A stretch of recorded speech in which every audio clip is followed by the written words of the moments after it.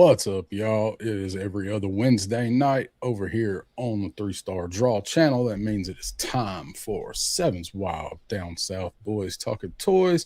I'm Down South 77, Three Star Draw, and with me every other week, as always, is Pop Blender. What is up, y'all? How's everybody doing? the blender beaver. The Blender Bender Beaver. Yeah, that's all right. Call me what you will. Got to break out the old beaver outfit a couple weeks ago. Uncomfortable as it was. That was probably the most uncomfortable time I've had in the Bucky's costume. Was last You wasn't Sunday in or it. whatever. You wasn't in it long this year either. No, Not as long as no. usual. No, not so much. It was. I kind of tried to do the little thing with Lenny really quickly, and then Yeah. run back to the room, and then run back downstairs. And so, no, not very long. And it had kind of cleared out pretty much by then. It was definitely, people heading out, vendors wrapping up, Yeah. the usual on a Sunday. And I kind of hate Sunday, and we'll get into it, I guess, maybe in a little bit. I kind of hate Sunday just because it starts later, and it's just like 12 to 4, basically, It for was the most part. it was even like less time this year. Like it was only 3 hours this year.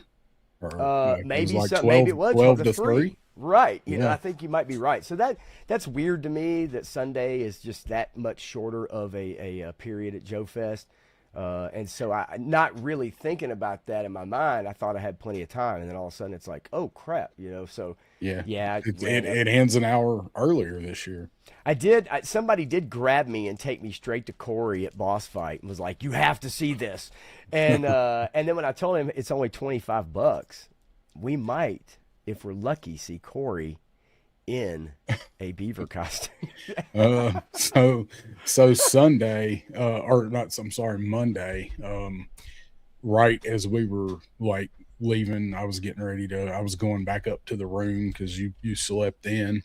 And I got up and I went down and I actually saw Lenny and I talked to him for just a minute. It's just him. They were about to leave. He was waiting on Corey to come down, and he was having his coffee and eating a donut or whatever he got. And I didn't want to bother him for long, but I did talk to him for just a minute, and I mentioned the beaver, costume. He was like, "Oh yeah," he's like, "That was funny," and hey, and then he said, "Well, he's like, I want to stop at a Bucky's." He's like, "If we see one, I've got to talk to Corey because we got to stop." And I told him about the wall of jerky and everything. So, wouldn't that be funny if they showed up in matching beaver costumes I think it somewhere? would be an amazing idea. I think it would be freaking awesome for those guys to do something like that. I mean, look, I get it. It's not something most grown men are thinking.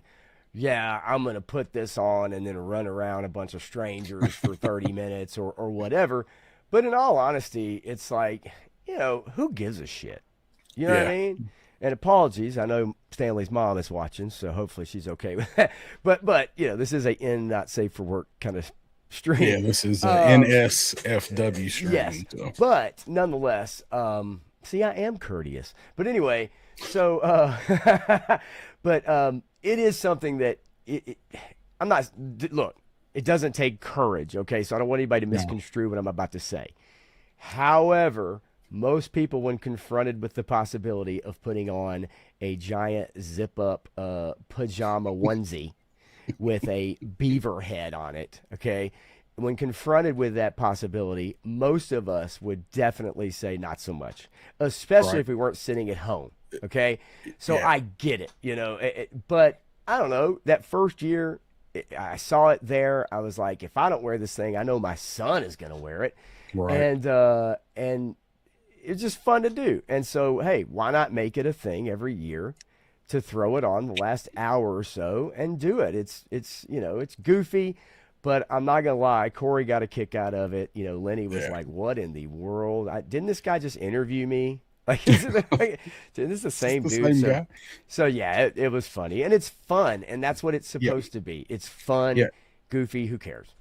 Isn't it funny how doing something fun and trying to make a tradition out of it actually can work out and be fun, even if it's planned. And Causes so much of a commotion, it's my right? It favorite. does. It's Uh, fascinating. um, so we're getting ready to say hi to the chat. Got nine folks watching right now, so hopefully we'll have some more stragglers come in, but that's okay if we don't. Absolutely. Um, so tonight we got a little bit of Joe news to talk about that has broke yesterday and today.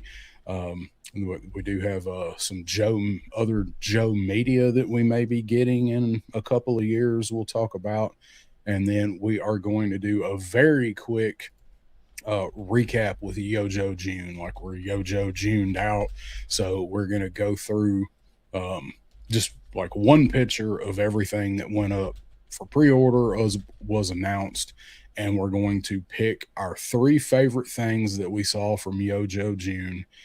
Really, our four favorite things, and then the one thing that we definitely ordered and are most looking forward Our to, most favorite.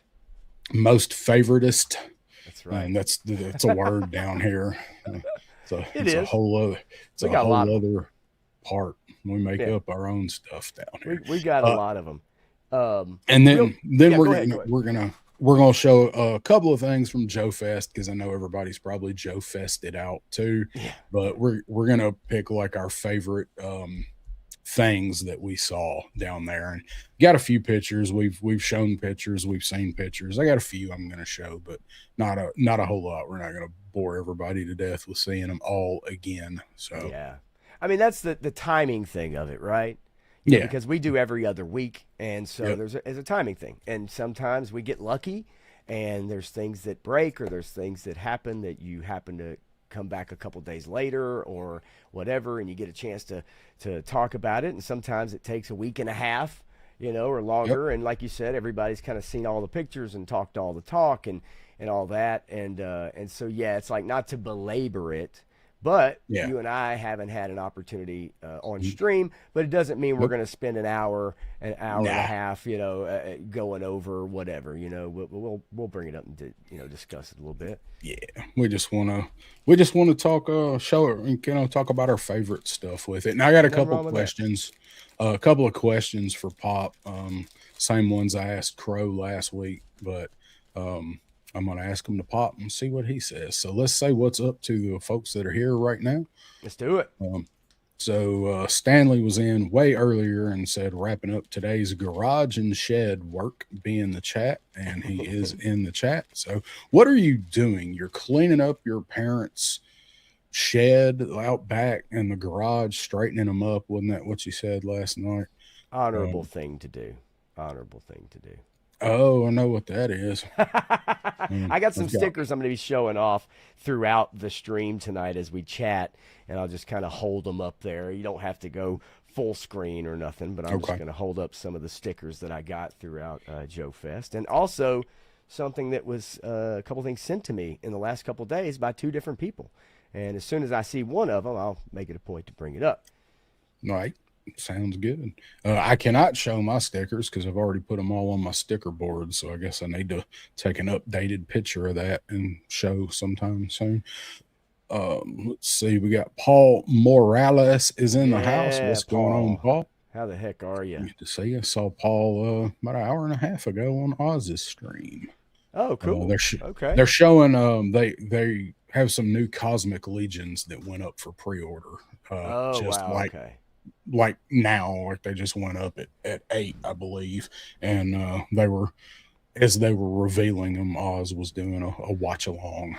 I want to say hey to Johnny Reno, by the way. And he sent me some stickers yesterday, or sent them out. I got them yesterday. And nice letter from Johnny, man. It's awesome. So he's watching right now. Might not be in the chat, but I can assure you he is tuned in.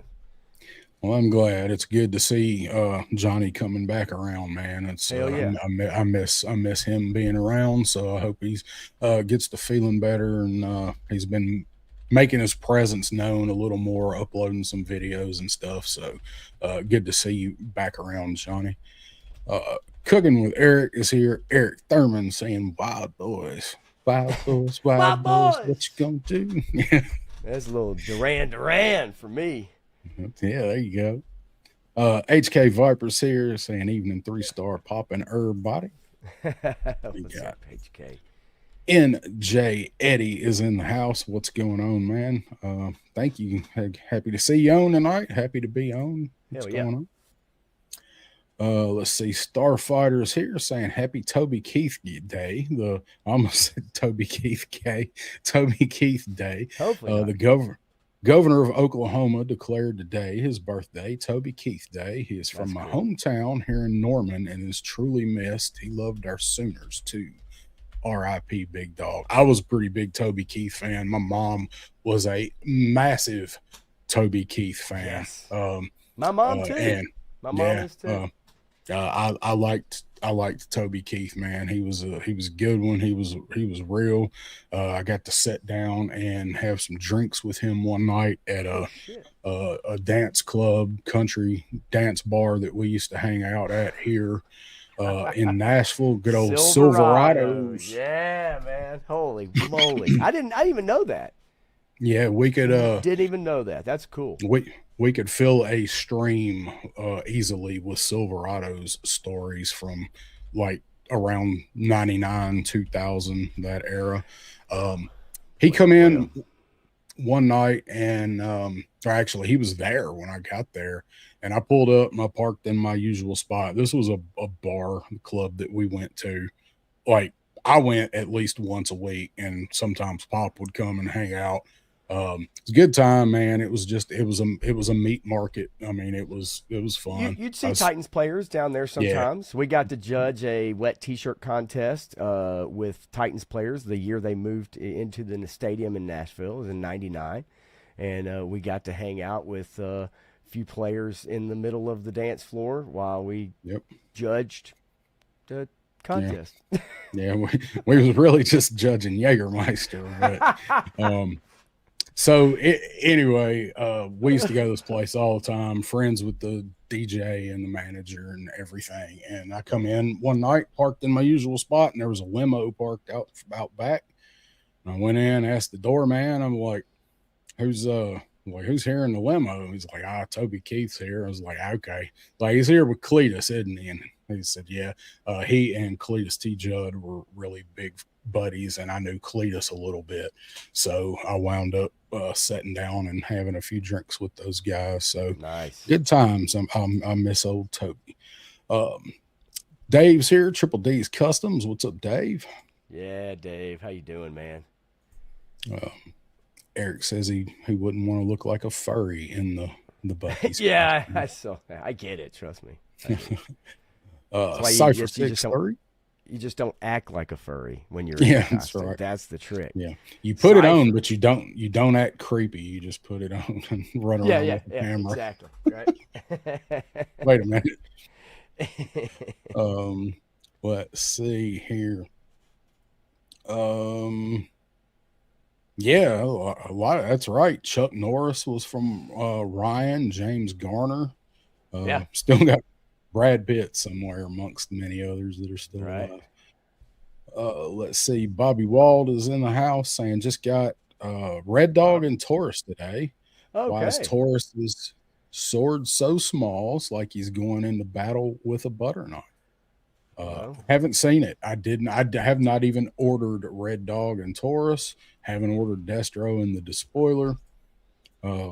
Oh, nice. Starfighter saying I got Retro Grunt today. Hell yeah, man. I don't know about Grunt, but I'm definitely going to get Wild Bill. I'm going to wait till I see him. I'm not going to order him, but you don't say. I did get an email from Pulse about an hour and a half ago, and I'm like, what do I have ordered? I thought I got everything. It is the One Last Kill Punisher. Oh, yeah. Yeah, that's awesome. Getting ready to ship. That is Cypher. This is just the JoeFest 2026 pin that was there. I didn't get Army Challenge coin. I not only would not disrespect our servicemen and women by holding up a coin I did not earn or whatnot, But yeah, no. Oh, you can still collect them. I've got a shitload of them. Yeah, I know. But I mean, I don't know how you come by them. You know what I'm saying? I'm not going to pretend Well, like my I know brother, exactly who- what that is. You know. So, Okay, yeah, my brother who was in the army. right. So Matthew is here saying, "Nerds, what's going on, Matthew? Yeah, How you nerd. you What's up, you doing? nerd? That guy Yeah, has to have all the Savage Crucible figures, not just some of them, all of them.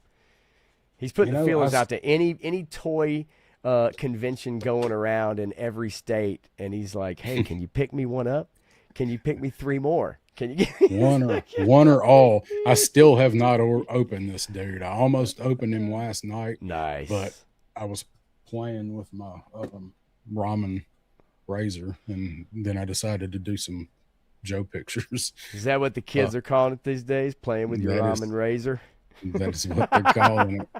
So, yeah, they're always modifying the slang, you know. NorCal Voodoo Toy Box is here saying, "What's up, Yes. figure junkies? 3-star pop and chat. Hope everyone's fantastic. What's going on, man? Good to see you." Yes, Zuki, this one was at this was just at JoeFest. I believe this was this not on the table when you picked up your VIP badge? I didn't go and in I that asked way. them if I could, have one, and they were like, yeah, absolutely, take it. I was like, all right. So I took it. So that's where I think I'm pretty sure that's where I got it from. If somebody else knows better than I do, please correct me in the chat. Yeah, I didn't see that. I didn't get one of those. SCS Dogs in the house. What's going on, man? A good time hanging out with him. There's a good sticker right there for you folks. I didn't get one of them. Yeah. And he is in here as we speak. There he is. What's up? That's right. Combat Dojo. And there is Evil Dookie checking in. And I have a ton of cat challenge going, so I bet you do, as long as you spent in the military. No doubt about it. Because they give them for everything, as I come to find out through John. So, well, that's cool. Worth collecting. He had a ton of them, and then he got me a bunch of them, and then I wound up with all of his. Nice. Dookie is in the house, and Brian King has joined us. What's going on, Brian? How you doing?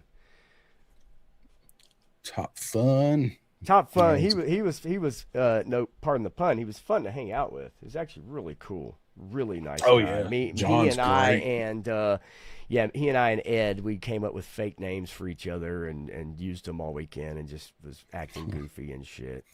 And so podcast from the pit there as well. It's fun. I hope to see those guys again in weekend after next. Yeah, I get it. Definitely. They're really nice, super cool. I know that one. I think you know that one right there. Good little sticker. Yeah, let's see. I only got a couple more really, but then one that was mailed to me today. But there's Tony's Figs. Had to trade some with Tony. And then they had the JoeFest sticker there, as you can see. JoeFest I didn't get sticker. one of them either. Crusty Old Crow. I got to trade a sticker with Crow. Right there. And then, let's see, the last one I think I got until I see somebody hopefully sign in here and scan into the chat. I got the Valdi Locks reviews sticker there. We'll just throw that over there. So anyway. Another one that I somehow come home without was Baldy. Got Shane is here, same thing, boys. What's going on, man? Shane, what's up, man? Let's see. Dookie, thanks, Dookie. He says my sticker was the best one this year. There were some good ones, man. I feel like everybody, when you meet everybody and everybody is trading stickers, and like, I mean, it's kind of, people kind of make fun of the sticker thing, but it's fun. Really a good way to promote your channel and collect. You know, we're all collecting something. So, and I'm a sticker person. I always have been. I've always stickered everything up. My truck, my laptop, don't matter. It's got stickers on it. I haven't put any on the car yet, but there will be some. So the stickers are great. I had a good time swapping the stickers around with everybody. It's just fun, man. And people had some really good ones. People put a lot of effort and a lot of thought into them, into doing the stickers. So Yeah, no, it's fun. Like I said, it's fun. It's fun to do, fun to get, fun to trade them, and you know, if you're able to think about it and get some out, or able to get some out, and then Ed did his, his comic book thing, which was really cool. yeah, And I've that showed was this cool. off, and I know other people probably have, but that was a really neat idea. Just something different, right? Great, So and it yeah. was not cheap to do either. That was not cheap to Uh, have made. no, I would imagine that it was not cheap to do, and so yeah, I imagine it wasn't. So, but yeah, so what about it, man? You want to get into some stuff? Yeah, we're Get into getting some ready to stuff, and do some things. We got Lone Dragon is here saying come to chew bubble ass and kick gum. Good time meeting and hanging out with that guy and this guy, GI Jetman. What's up with my favorite cousins in chats? How do you like me now? Now that I'm on my way. yeah, Toby baby. Keith. I do a little Toby Keith in karaoke once in a while, or I used to. Not any good at it, but I'd sing it. Um, I got to mail like 70 of them. Yeah, Clint, how you doing, man? there's Clint. What's up, Eighth man? hotel room in 15 days, 14 out of 15 days on the road. They like to Hmm. travel. That family, they like to get around, and it's really cool. It's one of the most fun, like positive people, like I think I've talked to and gotten a Yeah, chance to really chat with in a long time. Like just yeah. great, Clint, Clint's excited, great. yeah, freaking awesome. Clint's a good dude, man. Yep. Stanley saying, did either of your cups make it home? Mine is in the dishwasher rack right now. And mine got jacked on Saturday, Friday, Saturday, because I had it on a table, a coffee table, I think, with me on Saturday, and then when I went back to go get it, it was gone. And I thought maybe somebody had grabbed it and moved it. Maybe I moved it because I thought maybe I was buzzed. And so unless actually it might be. I think I have one bag that I have not emptied out yet, and it might be in that bag. So I'll have to take a look here in a few minutes. Oh So man, I had to unpack everything as soon as I got home. I had to yeah, get no doubt about everything it. unpacked. Shane saying, wish the stickers had shown up a day earlier. Stamp is 78 cents. Got to mail like 70 of them bitches. Yeah, stamps are going up next week. So Saturday, sometime this week, you guys ought to go buy some stamps if you still mail everything or mail anything. That's what they're doing is they're trying to stop people from paying for things by mail. I think is they're trying to do away with checks in the check system is what it Um, seems to be. yeah, I mean, I don't know from that end. I know my sister's worked for the post office for 30 plus years, going to be retiring, I think, next year. My dad retired after 30 plus years back a few years ago. And I have not asked them about it or what their thoughts are on it. But yeah, I don't know. It wouldn't surprise me. Wouldn't surprise me at Yeah. all. You got any toys that you want to, anything you Uh, want to show off, you know, talk man, about? I was in I was in the process of opening up these guys today. Let's see, flip them around. I literally had the boxes open. It was Oh, the acid rain, yeah. and I was literally in the process of opening them up and getting them ready for the stream. And there was like, shit, I gotta eat, and then I don't know if I have enough time to get them out. I mean, I could open them up here right now, really, just mute my mic. I did, however, because Giraffe and Clint brought me the Motus, right? So I went ahead and got these guys out and put them up on the shelf behind me. They've been planning this thing for a while, I guess, to get me these and turn my channel into a Motu channel, and which is funny as hell. But anyway, so I went ahead and got these guys out for sure. I'm gonna get my new Vegas figures out, maybe tonight or tomorrow. But I definitely want to get the Acid Rain figure out, and so yeah. But I kind of ran out of time tonight, but I was definitely gonna do it and have it ready. and not do a review or anything like that. Nobody would watch that. But these Motu figures are actually pretty cool. Like the Yeah, they're not texture and bad everything. figures. No, they're not bad at all. Not bad at all. No, not I've got to. I haven't bought any of those Acid Rain figures, but man, nobody has a bad thing to say about them. I know the couple that Crow picked up, he really likes. He got one from B. He bought one, and he picked up the exclusive there. He really Okay. likes them. Did you not pick up the JoeFest? I did not. I did not. I didn't pick up any of the Acid Rain stuff. Okay, I'm a I little don't. I don't have any. Yeah, I don't I'm a have little any. I surprised, to looked be at honest it. with you. Yeah. Looks good. I just, it wasn't really something I was that interested in until So I talked to a couple of people that got it, and yeah. so I really liked it. So what is Lone Dragon saying there on Guile that they just canceled the ninth? What is that? Ninth attempt to order Player two Guile? guile, What the hell, yeah, man? they That do some system is weird. awful. That system is absolutely brutal, and I think everybody would agree. And Absolutely awful.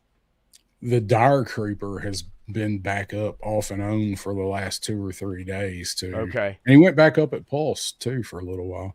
Whatever. Uh, anything else you want to show? Let's see. No, I mean I think that's it. Really. As I open these up during the stream, I'll just hold them up to the camera and just move along like that. If that's all All right. right. Yep, But no, sounds I good. think that's about it, man. I was trying to think of anything that got delivered to me. Oh, well, actually, yeah. I tell you what, vamp for a second. You guys in the show business world know what vamping is, don't you? You know what that is. Give me Can like do that. 35 seconds, okay? All right. As we say, what's up to Lady Virgo Cool? So, are these my faves? Hey, 3 star, and hey, Mr. Poppy. Um, what is going on? Good to see you. I will. I've got the new wave of Joe sitting here, and I will say, not gonna go off on a thing about them, but this freaking sundown figure, even he has a little bit of a loose ab crunch. I love this damn sundown figure, and actually this dude, man, overkill's much better than I expected. Oh, Dino Nachos, you're muted. I actually hit the button, but it didn't come off. All right. So yeah, this dude here, and what a raptor actually sounds like, ladies and gentlemen, it sounds like this.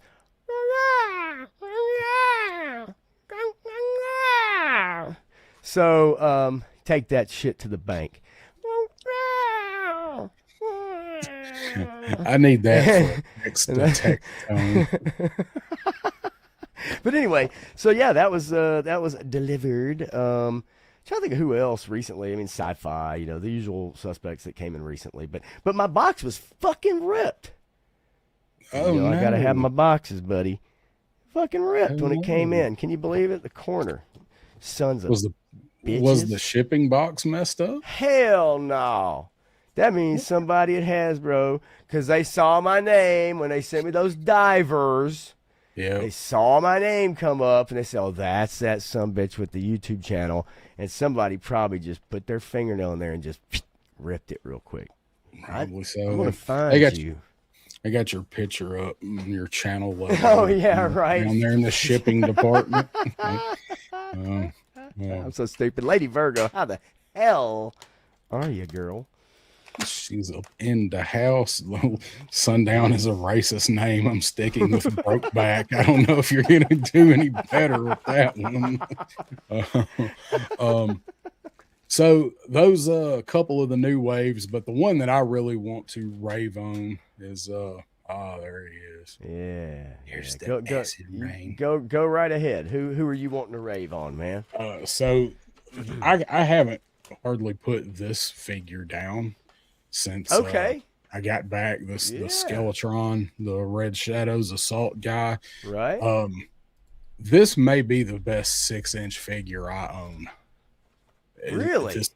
These things put classified to shame. Better than Major Blood, Cobra Island Major Blood, or New Major. Better than those? I mean, just in general, yeah, like as a whole, as a quality and what you get for your money. Okay. This was my first. This is my first Skeletron figure. I've resisted the urge to get any of them, and so I did want to get this guy while we were there. And man, we got to see White Mike Vegeta had his up. We got to mess around with it a little bit there at the show, and I'd already bought it, already had it at that point. But it's like, man, this is a good figure. When I got home and opened this guy up, like, and they go seamlessly with Joe's. I mean, it's it's a Red Shadows, so but as far as just the overall construction of the figure and what you get for your money, these Skeletron figures put what Hasbro's doing with classified to shame. Well, this is what I got from White Mike. Actually, was the mass element. Yeah. So some of these pieces from White Mike. That's what I got from White Mike Vegeta. Yeah, which is kind of funny. He just pulled them out of his backpack. Yeah, well, he remembered me telling him that you wanted those elements, and he knew he was going to see you. He did. He sure did. That's a hell of a memory. That's pretty freaking awesome, to be honest with you. Really, a very nice thing to do. Yeah, Mike's a good dude. Yeah, that sucks, Bobby. I haven't messed with it yet, so I don't know. I really like that Dino though. Oh shit! My really knee pad just popped off. It may be supposed to. I don't know.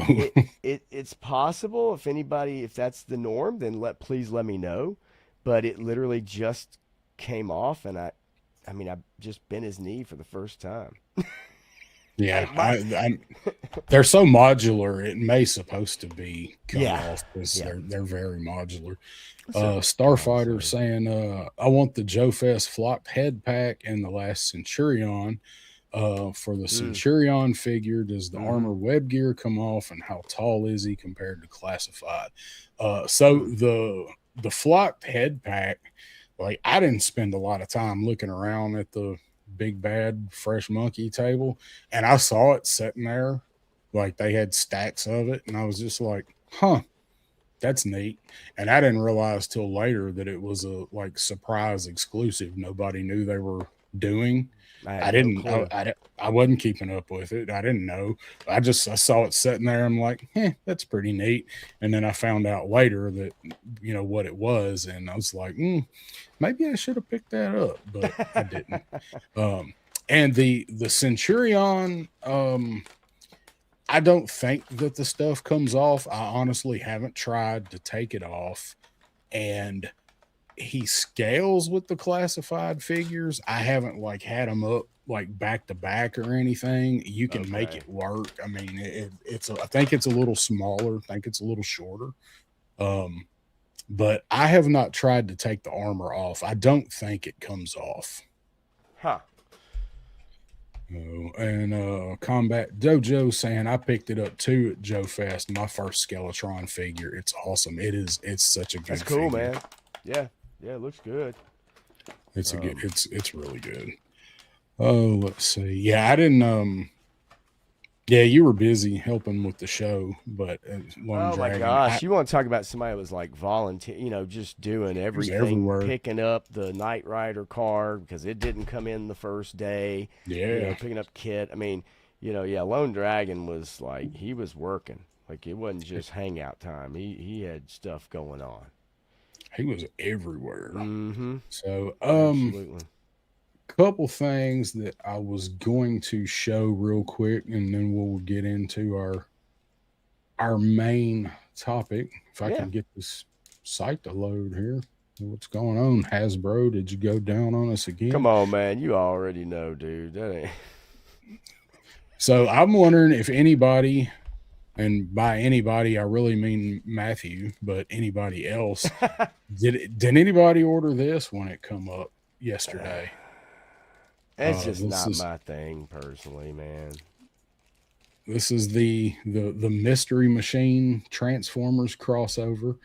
I don't think I anybody outside of like hardcore Transformers people knew this was coming. I certainly didn't.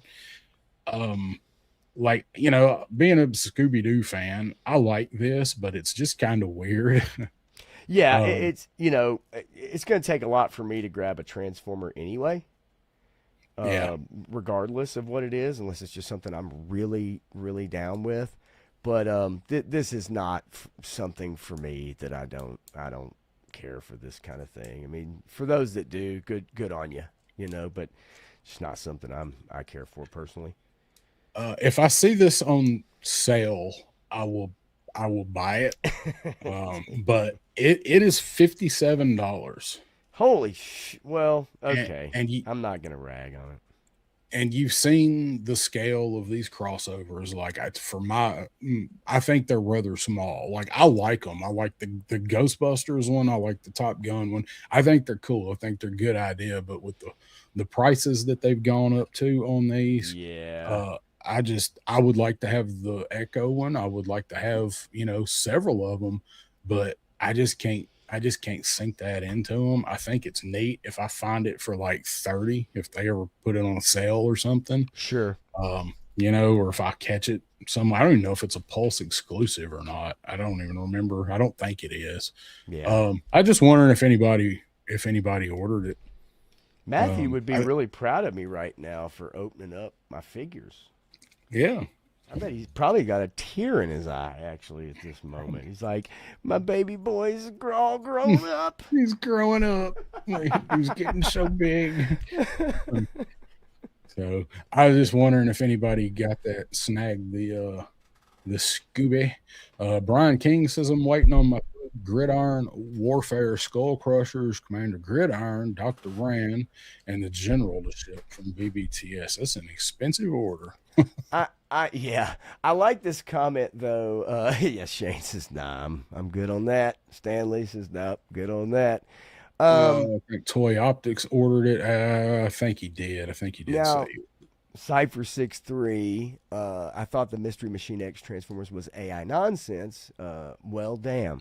Not for me, but happy for anybody who wants it. Yeah, that's kind of how I feel about it. I mean, if you're a big Scooby Doo fan and a big Transformers fan, then obviously that's a huge win, right? I mean, no matter how you think about it, if you're into both of those. Look, I bought this Pittsburgh Steelers football helmet transformer, you know? Like, that's right. so I mean, I bought into that, and a lot of people are like, "No, those things are terrible." But so I same thing for me, right? I'll pick it They up got me. if the price is right, and because it's Scooby Doo. I would pick it up, but not for $60, man. Come on, man. Um, Jetman Santa found Hit and Run and Professor Rockclaw at Walmart right after he got home from Oh wow, JoeFest. okay, I that's still have great. not seen Rockclaw anywhere in the wild, but I don't exactly get around like I used to either anymore. Yeah. Um, as far as toy hunting, so one other thing that went up for pre-order, I was going to see if anybody got, and man, they they tempt me so much.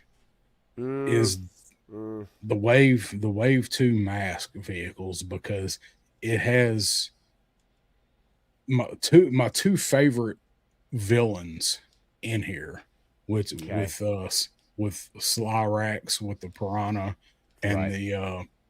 the damn jackhammer. I love those two, and like it's gonna be hard for me not to buy the Slyrax one because he's my favorite mask guy.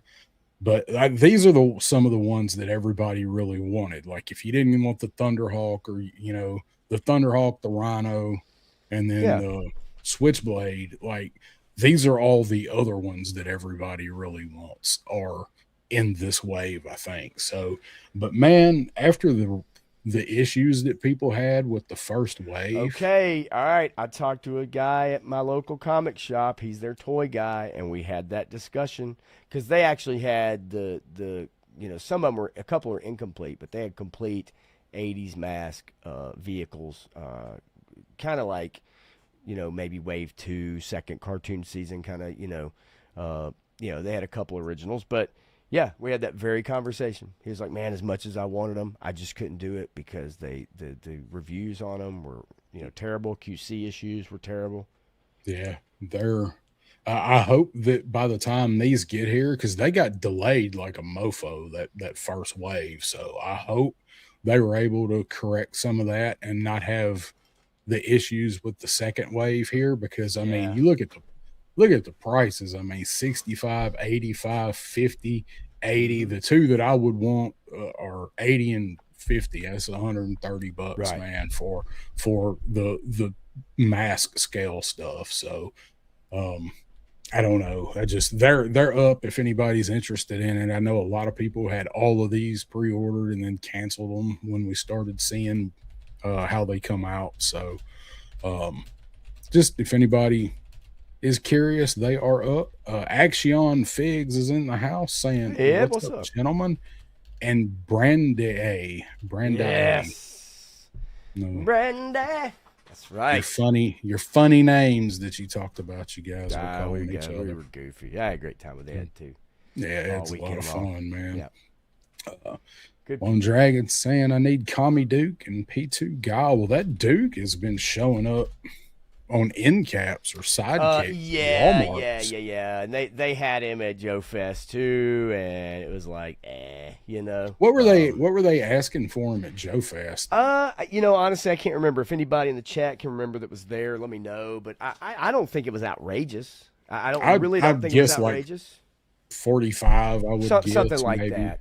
Maybe something Um, like that. I think maybe I saw one trying to sell for 50, but I'm sure you would have been able to talk that down on oh Sunday. yeah. Um yeah, such a great way with the mask stuff. And Cypher says, I'm yet to see Zap. Am I the only one that hasn't seen him on the pegs? That's weird because, man, I've seen him several times at this point. I've seen him once. Really? At Walmart, I've seen him Okay. once. Yeah, I've seen him Um, several times now. Um, it's, I mean, it's a crapshoot, right? It's a crapshoot. Going out in the wild anymore. yeah, Sometimes you're like, holy crap, I can't believe it. They got all kinds of stuff. And then, you walk in and it's barren. It's a barren wasteland. yeah. Toy aisles are Just really sad these days, honestly. for the most part, they definitely are. Um, Mass classified figures only. I would buy mass classified figures. I want I, them. I'm ready for that Matt tracker. I think a lot of people would. I think a lot of people would Um, with the Energon crossover and everything. I think a lot of people would be all in on the mask classified. I have no doubt about that.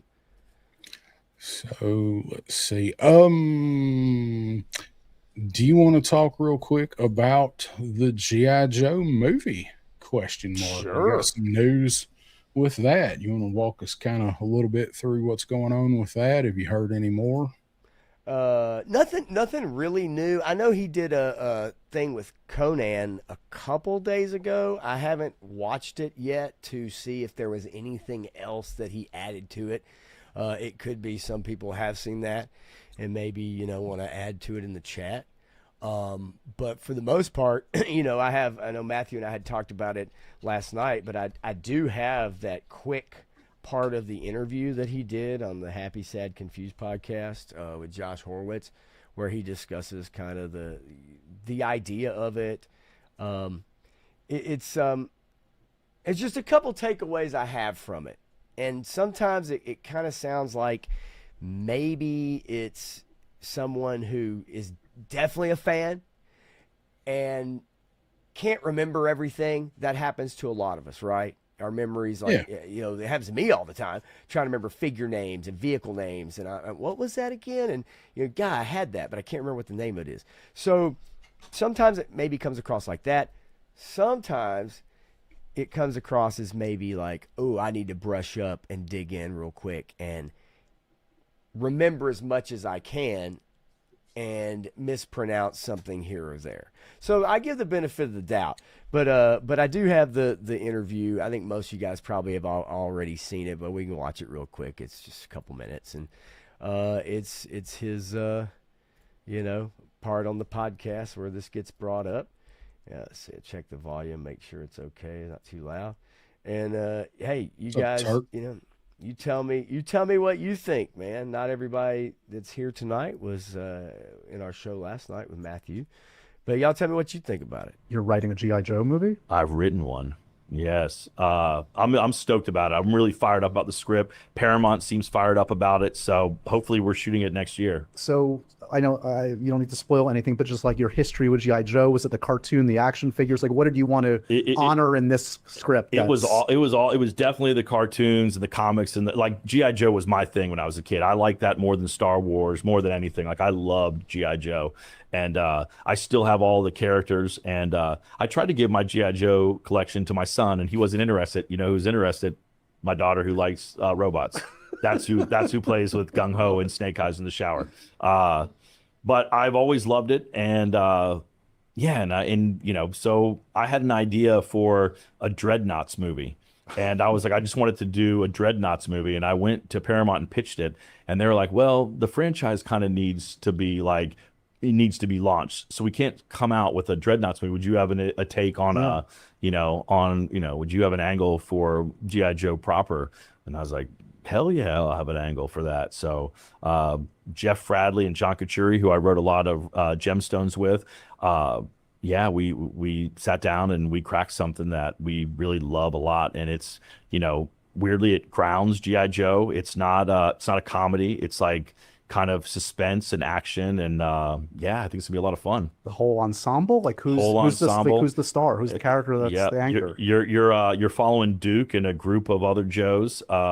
And I don't know how familiar you are with the comics. Are you? I watch the cartoon religiously, but it's been a minute. Yeah, and there's that town in the comics, Springfield, which is a town that's secretly all Cobra.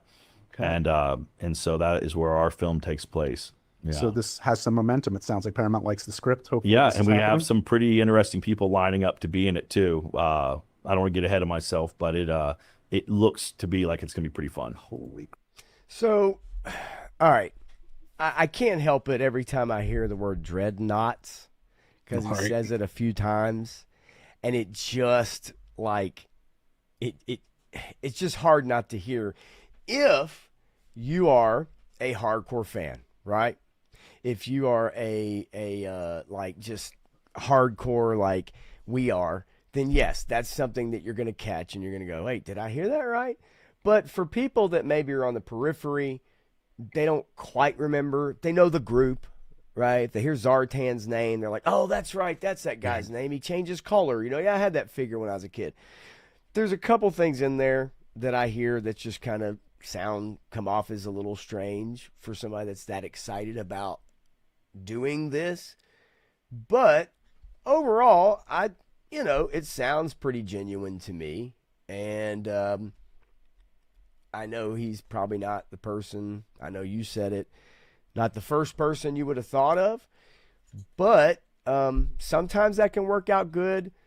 Sometimes that can work out bad. I don't know. It's just, I'm hopeful. It's just interesting. I am too. I think that storyline, I know a lot of people, the discourse has been over, well, you have to introduce more than that. You can't just start in Springfield and all of a sudden have these characters and just like you need to figure out a way to introduce them. I think you can do that, but also make it kind of like, hey, this seemingly iconic little nice town is actually a terrorist cell. The whole fucking town. You can do that as it being your main thing and still introduce characters along the way, right? You can still incorporate them in there. So I don't think we need and in the beginning, it was Cobra Commander and Destro. Yeah. And, back in Vietnam. I mean, what do you think about it? I mean, what do you think? Well, he's a hell of a writer. He is hilarious, but the writing that he does, it's smart. He knows how to build scenes. He knows how to build up a plot. And he said there that, he's not turning it into a comedy. They're not, they're not going the way of the Starsky and Hutch or the Dukes of Hazzard, the way they poorly adapted those properties. So I hope, with the right people around him, I think he can produce something good. I'm hopeful that with Springfield, like you said, that's one of the magic things that all of the Joe fans have been wanting to hear regarding a movie is Springfield and some of the core characters without sprawling the cast too much. As far as like Dreadnoughts, like you said, I mean, you could have been a huge fan. You could have been a fan your whole life and misremember something, mispronounce something. Like maybe he wasn't that big of a Dreadnoughts fan. Those people are out there that don't really like the Dreadnoughts, and it doesn't come as second nature. Well, that's true, but to pitch a Dreadnoughts specific movie, which was what the first thing he pitched, that's the only reason why it caught me kind of weird, is just because if that's the movie you pitch, right, then it's just weird. Because, look, we sit here and talk. You can talk on a stream for 3 hours. You're gonna fuck shit up, right? You're gonna say words. You're gonna mispronounce stuff like that. That's fine. But again, this is something that he's working on, that's in the works, right? And so, I guess through all the paperwork and all the emails maybe and all the back and forth and the conversations and all the stuff that you have to kind of, I mean, this stuff it's not just willy-nilly, right? I mean, this stuff is all planned out, layered out. Everything goes through so many hands and stuff. So that's why it caught me off guard. Is it a big deal? Probably not. But it's just one of those weird things where he pitched a Dreadnoughts movie. And of course, I know a lot of people, I can't be the only one that heard it. And went, wait, what? Like, that was weird. What? It just sounds weird, right?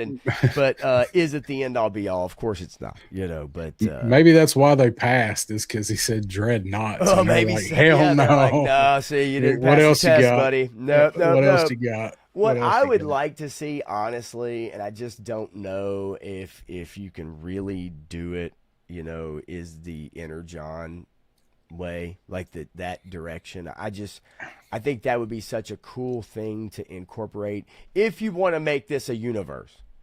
Now, we've seen that not every connected universe goes well. Marvel was able to do it for a long time. It went fantastically, swimmingly until after Endgame.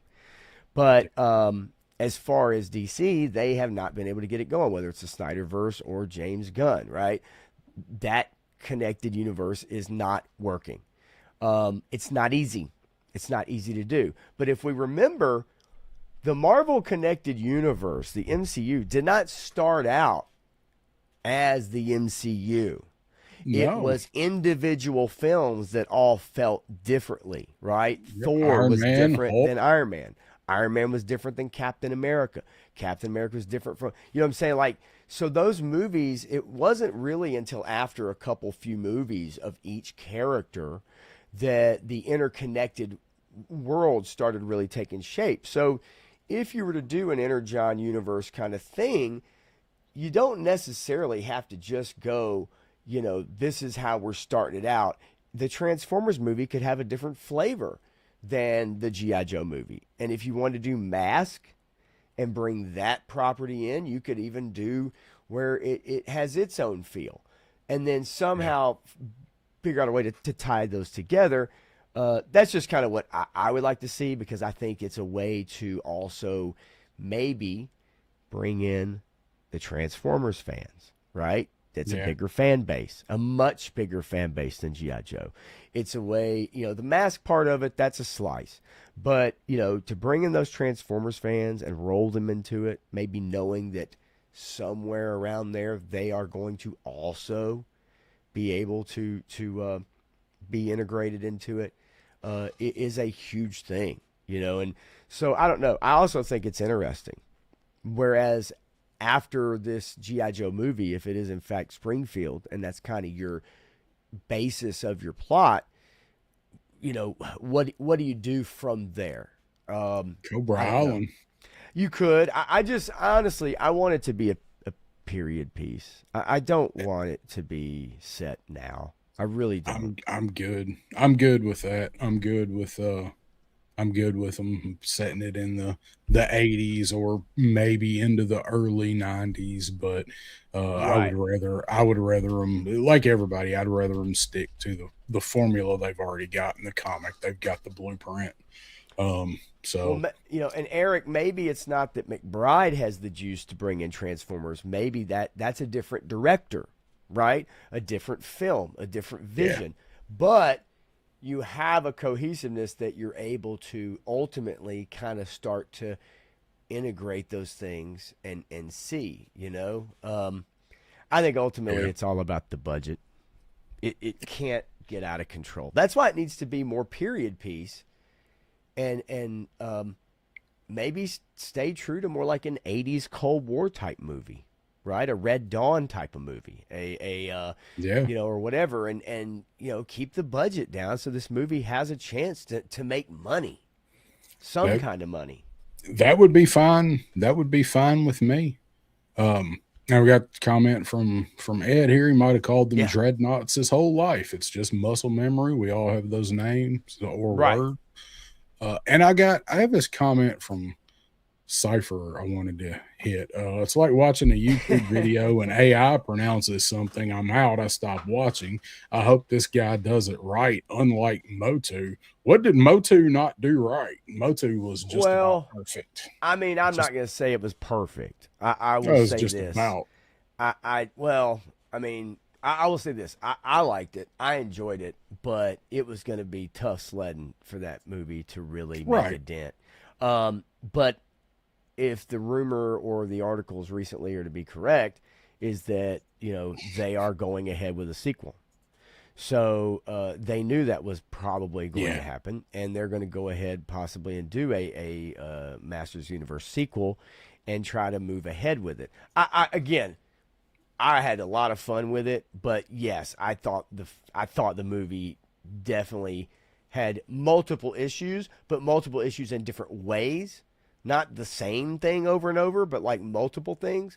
I don't think it got in the way of an enjoyable movie, but I could definitely see where if you were a hardcore fan, you're gonna have problems with it. If you're a fan on the outside looking in, you might have some issues with it.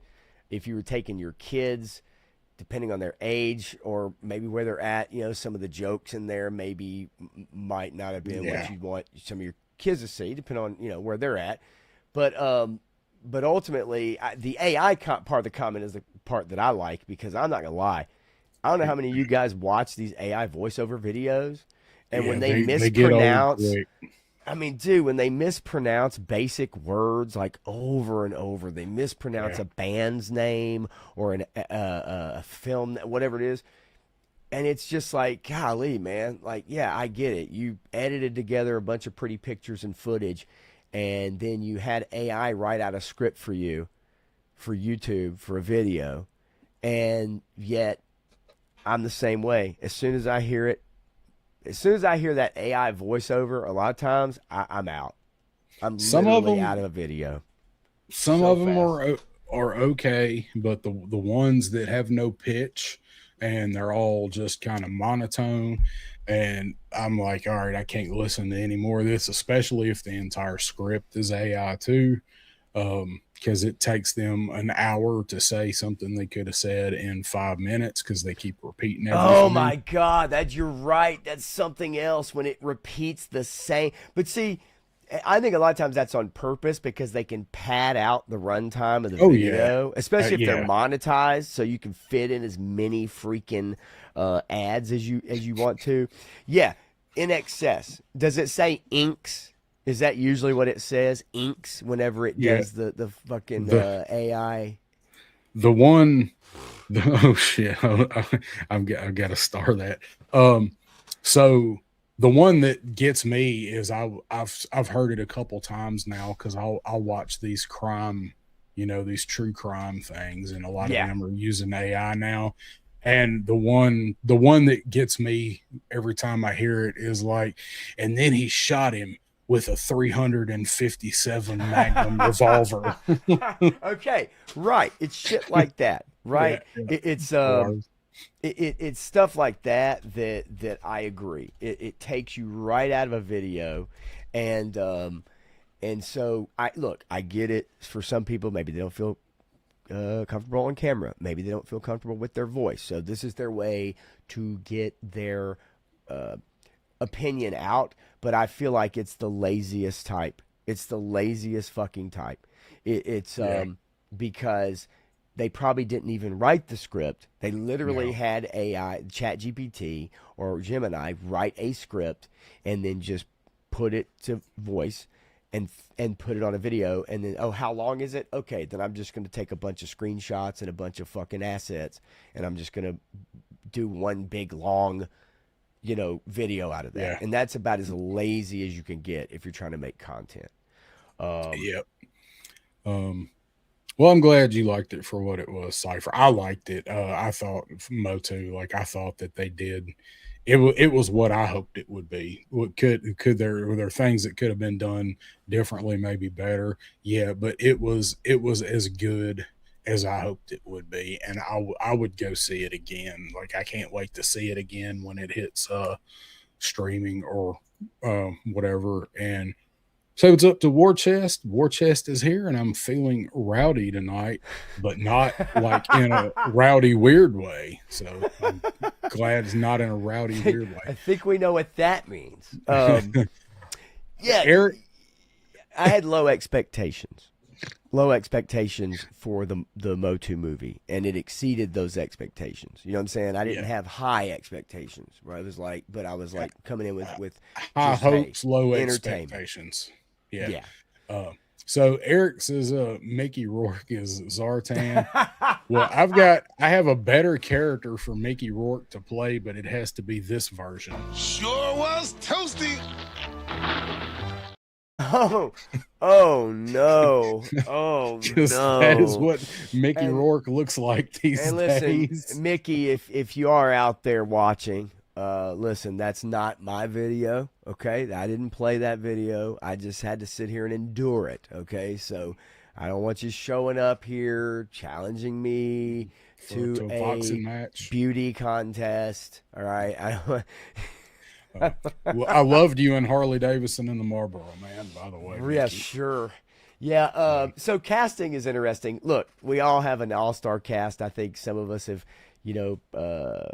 thrown that out in different videos or streams that people have done. That's the other thing, right? The casting. Yeah, casting. You're not going to have an all-star cast unless these guys are going to do it. Guys and gals are going to do it for next to nothing. Okay? Calling in some favors. Right. Which, hey, a guy like Danny McBride might be able to call in some favors. I mean, that is possible. You could get some people show up that want to do it for fun. Maybe they shoot in a fun locale and make it a good time for the people who do come to be in it, right? But they're not going to be able to spend, $25 million on cast. I mean, it's just not going to happen. Nope, it is not. So well, let's pivot away from that. Robert Downey Jr. as Doc. He said that. I love playing it. a Doc. I absolutely love it. Wouldn't want nothing more than that. So something that come out yesterday and that we saw today, we'll talk about. First, I'll show our thumbnail here. Just a little basic. I did want to throw that up there. This is the countdown calendar to JoeFest 27. Got a ways to go. 354 days to go from here. It's all downhill from here, you guys. Story of my life. All right. So something that broke today and yesterday is enter the Joe Raider. This was what we saw yesterday was not a bit of a surprise, but this that showed up today was a bit of a surprise, at least to me. A G.I. Joe 330 come out today, and Laura Croft has a surprise appearance in there. And of course, yesterday I've got the slides for that. We did see that in October there's going to be a 5-parter for the crossover for Laura, and that will coincide with probably soon to when that figure is going to come out. And we're going to talk about the figure here in a little bit. But so I'm not reading the main story arc of G.I. Joe here. So this, when it broke today, didn't really spoil anything for me. But the only reason I even showed it tonight is because it's everywhere online with this news. I mean, I got this picture from Full Force. So the printing for 330 has sold out, and they announced today the second printing of 330, and it's going to have this cover, and they're actually putting her on the cover of the second printing. So I was just wondering if anybody picked it up and read it today. So Moody's been talking about this for 2 weeks, and he posted images of it last week. Nice. Awesome for Moody. Didn't see it. He is a Hollywood insider. I mean, he is in film and television, and does have the inside track on all things entertainment. This I do know. And so that doesn't surprise me. I'm not going to lie to you, Darren. I actually saw this today. The article popped up several different places on my Google feed, and all the articles literally said 54 minutes ago, 1 hour ago, 1 hour ago, 1 hour ago, 54 minutes ago. So if this came out a week ago, I totally missed it, and I'm constantly dragging the news for new stories and things to talk about on Tuesday nights, let alone on tonight. So I must have missed it too for 2 solid weeks. I don't know how. I didn't even hear anybody else really talking about it either. I'm shocked, to be honest with you. But like I said, was he talking about 330, or was he talking about the crossover? Because the figure in general, and like, because the crossover, like I imagine most people probably expected that to come, but I don't think a lot of people expected her to have a quick little flash cameo in the issue of the mainline comic 3 months, 4 months before the crossover comic comes out. So either way, like, I just saw it today, and it just hit news feeds today for 330. And yes, Cypher, she looks like Spirit. Right? I don't like the drawing of the face here. Not a fan here, no. The rest looks pretty decent, but I'm not a fan of the face there. Cooter's Garage is here. What's going on, Cooter? How you doing? Let's post a poll. What do you say? Let's just start a poll right here. You know how to do that. Do you like the Lara Croft crossover in G.I. Joe? Heck yes or heck no? Where do you vote? See what votes we get. Hell, I don't know. How do you vote? Well, I guess you just somehow go to the stream. I don't know. I've never done one before. But I was like, either. Let's do one. Let's see what happens. Let me see if I can find it. I've never done a poll either. I'm always like, I need to figure out how to do polls. I know, right? Here. Well, I figured why not? I'll try one now and see what happens. and if you can't access it, well, then you can't access it. I have no clue. You can just tell us. You can just tell us. Type 1 or 2 in the chat, and it'll add up the results, I think. That's what you do? Who knows? Whatever. It's worth a shot. It's partially covering me up, but I don't give a shit. Doesn't bother me. News to me. So how about some of these other covers? What other covers do we have? Did you have some of those also, I guess? I think you said something about saving some of those. Yeah, I just... Lone Dragon says, not a big fan of this comic and figure. Let's see. I'm gonna go vote. Let me go. Get out and vote, folks. Yeah, you get out and vote. I'm gonna vote too. I mean, so far we're at 100%. Holy crap! Somebody voted 6-7. I don't know how that works. But if it does, that's good for me. All right.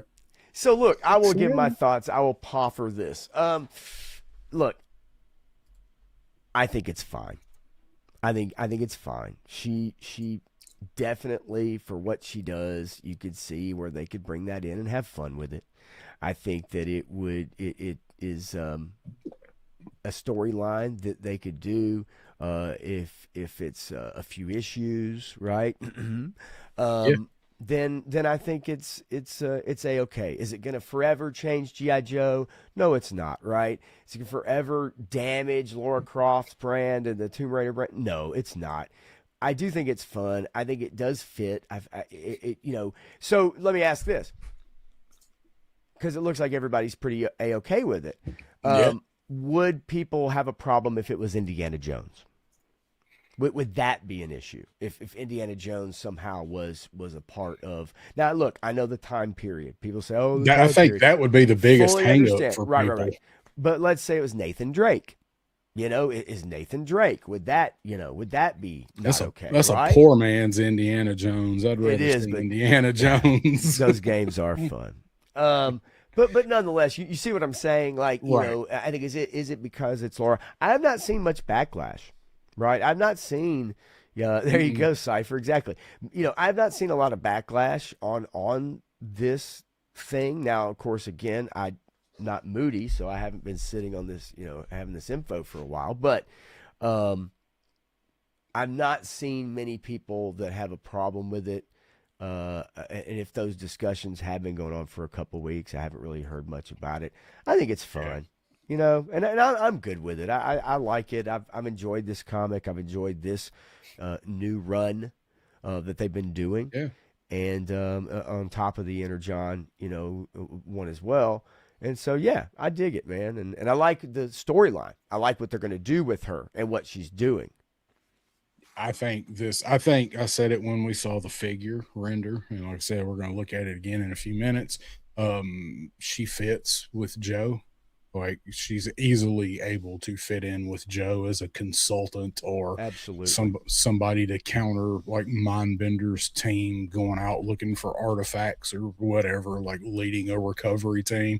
She's a perfect fit as far as crossovers go. So I'm good with it, and I'm not even that big of a Laura Croft Tomb Raider fan. Said that Right. before.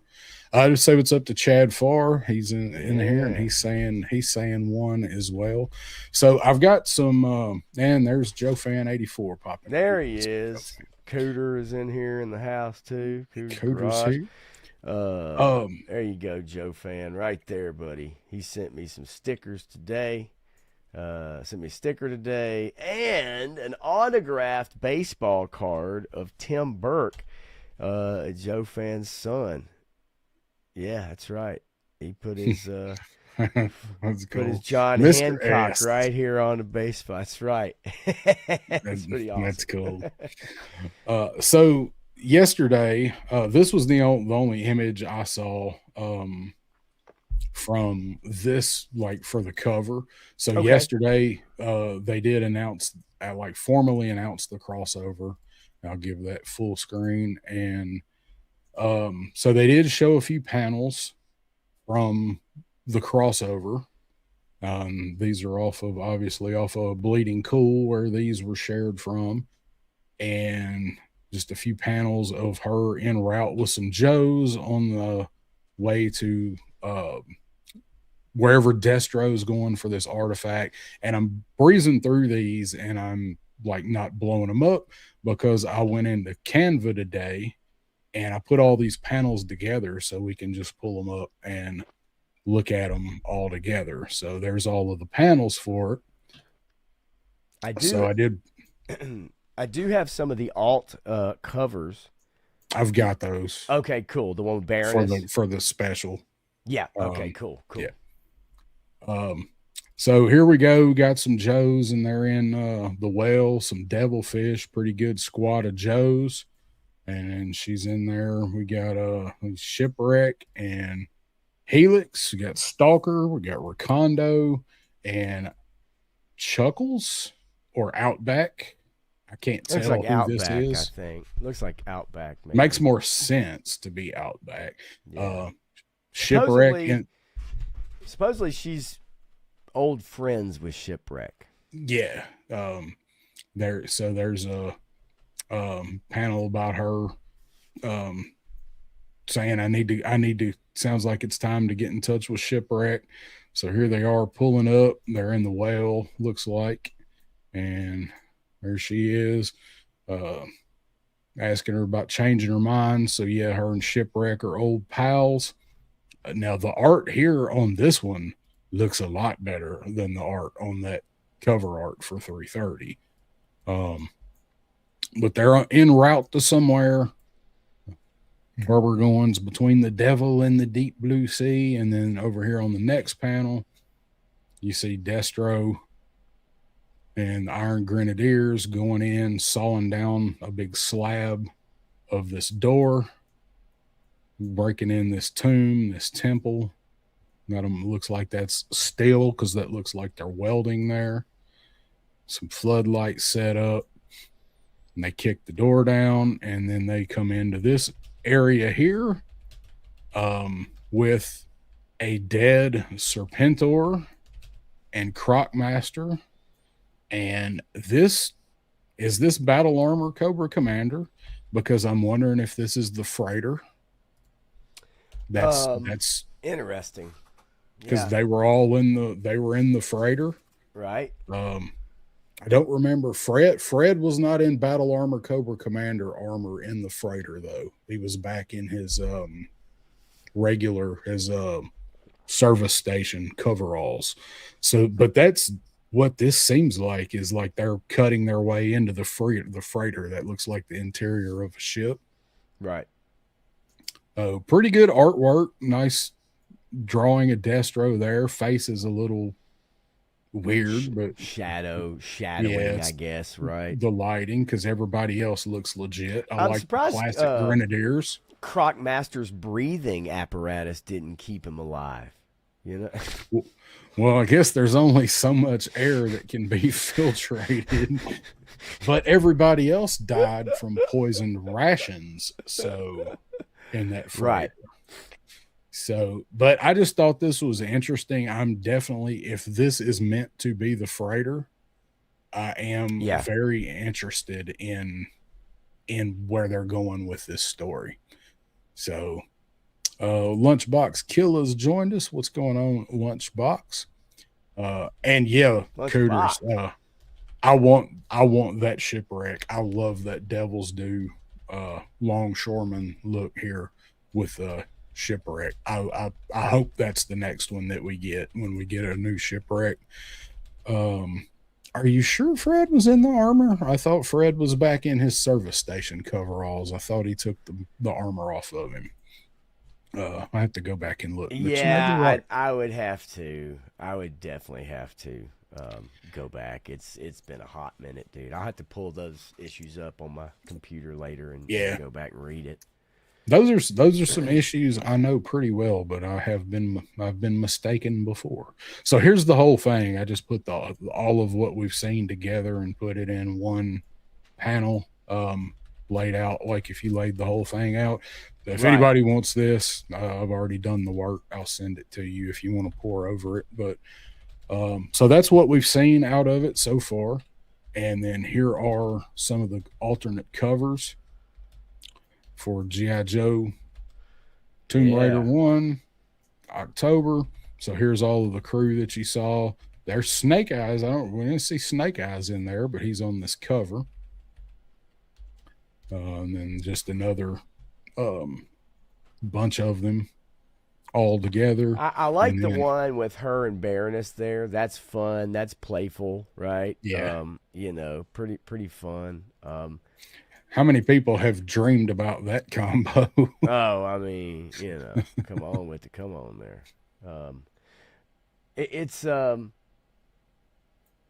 I think the face work on some of the others, better than the first one that we looked at.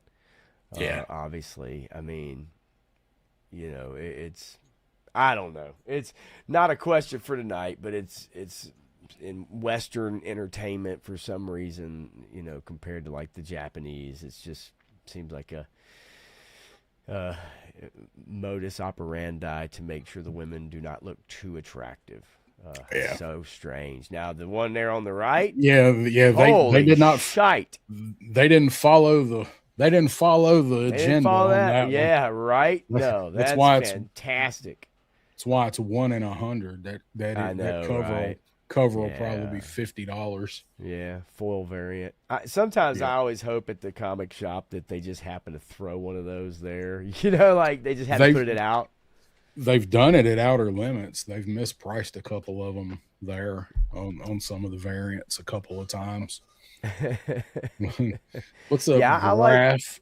There he is. Yeah, I do like both of these also. So some of these, yeah, some of these I definitely dig. And I know, right? It is an interesting outfit, though, right? Oh yeah, And he had mentioned earlier he didn't realize it was a shirt. It wasn't a shirt underneath, which I don't know if he's being honest yeah. or not. If he is, but it is one of those things where it's like, it's like it's an odd, wide open bare chest with a big giant blue collar ish type thing Yeah. of whatever the hell that thing is. Sometimes it's way overpronounced in certain comics and stuff.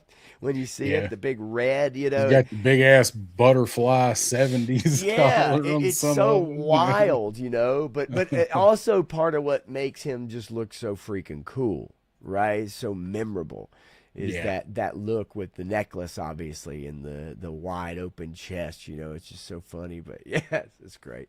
I do like the one on the right. Reminds me of obviously the Snake Eyes. Yeah, 53. Was that 53? I I think so. Matthew would probably tell us. But it has obviously the Marvel, the Marvel characters and Snake Eyes in the middle. So I do like that one, and I'd love to be able to get this one, but I'm not going to pay $50 for a comic book. Yeah, same. Like I really like this one. Obviously not because of the way she's drawn, but I like all of the characters. Right. Probably all characters that are involved in in this arc down there in this mini series. So I like that one. We'll just have to kind of see what hits with the covers, but I do like pretty much all of them. I think I usually just buy the standard cover, but I think most of them here look pretty good. So Yeah, I'm not a big fan of the white covers. Yeah. I really get that. I don't understand I why they don't do that. I think it's pretty goofy. I don't And get the sketch ones. yeah, I mean, obviously you can draw your own or whatever you want. I get it. Yeah, who's can It's fucking do just- that? Well, another thing too is like the comic industry for years. I mean, they have just screwed themselves in all the variants. I mean, all the variant covers and thinking that that's the I way hate to it. success. And it's like, we don't need 12 different covers, 9 different covers for every issue of a comic. It's just, I hate the covers, the variant covers so much. Now, You're a and couple. I've bought a few, not many. I typically just buy the standard one. I have Right. bought a couple. Mask. I mean, it's not Joe, but it's Energon. That's what I'm collecting. So what I'm reading. So the Mask #1, I bought the standard cover, and I bought the Sly Rax cover because they Right. had it, and it's my favorite character. So Jetman is asking, are the new Energon comics found at groceries like Wegmans or just comic shops? Eh. If you've got a grocery store or a pharmacy or something that actually still carries a decent selection of comics, maybe. I don't see them carrying Energon, but maybe the main title, like what we're talking about here, maybe. It's been so long since I've looked for comics in a store like that. I do know some of them still have them in places. It's the comic industry basically did themselves a disservice by taking away places that children could find their comics, such Right. as Kroger or Publix or Walgreens or CVS or Super X or whatever the fuck, right? 7-Eleven even. When they pulled Yeah. out of that, then you're talking about not, you reduce the amount of possibility of customers, especially kids walking in to get a candy bar with their parents, right?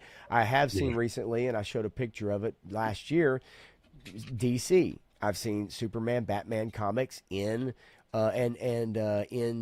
Mapcos or Circle K's. And Yeah. just the other day, I was in a Circle K, and there was a dad with his 2 kids, and they had a rack of DC comics. And one of them was titled The Man of Steel, and he was explaining to his kid that that was one of the names that Superman went by, was Man of Steel, like Batman is the Dark Knight, Spider-Man is your friendly neighborhood, whatever. He was trying to explain to his kid. So there's the rack right by the door, right by the register, and there's a kid in a gas station with his dad asking about a comic book. And so taking those comics out of your 7-Elevens and stuff like that, so it does a huge disservice, and is only one of the many reasons why the comic industry is where they're at. The late 90s did that after the bust, and they started pulling back and trying to save money after it blew up in their face in the mid 90s with the speculation. That's when they started doing that. I noticed Diamond, Diamond shipping, Diamond. and now, like they talk about the Absolute series. A lot of people, oh, the Absolute, it's doing great. Well, that's a misnomer, because when they report those sales, they're reporting the sales that are going to comic shops. That's what comic shops are ordering. That's not what people are buying. That's what comic shops are ordering. Comic shops are not tracking those sales. They're not delivering those sales to some kind of industry or whatever that reports it. That is generally your comic shops and what they're purchasing. So when they say that Absolute Batman did 100,000 copies this month or whatever, that's not how many sales they had. That's how many the comic shops ordered. And with all the variant covers and all that stuff, you really can't get a decent idea of what those real numbers are. And so, an industry that continues to lie about their sales and hide behind stuff like that is an industry that's failing. And so until they decide to change that, then it's not going to change. And it's a shame, because I think for kids growing up from the 40s or whatever all the way up through the 90s and 2000s, comics were a viable way to read about your heroes and stuff like that. And it's virtually it was a non-existent now.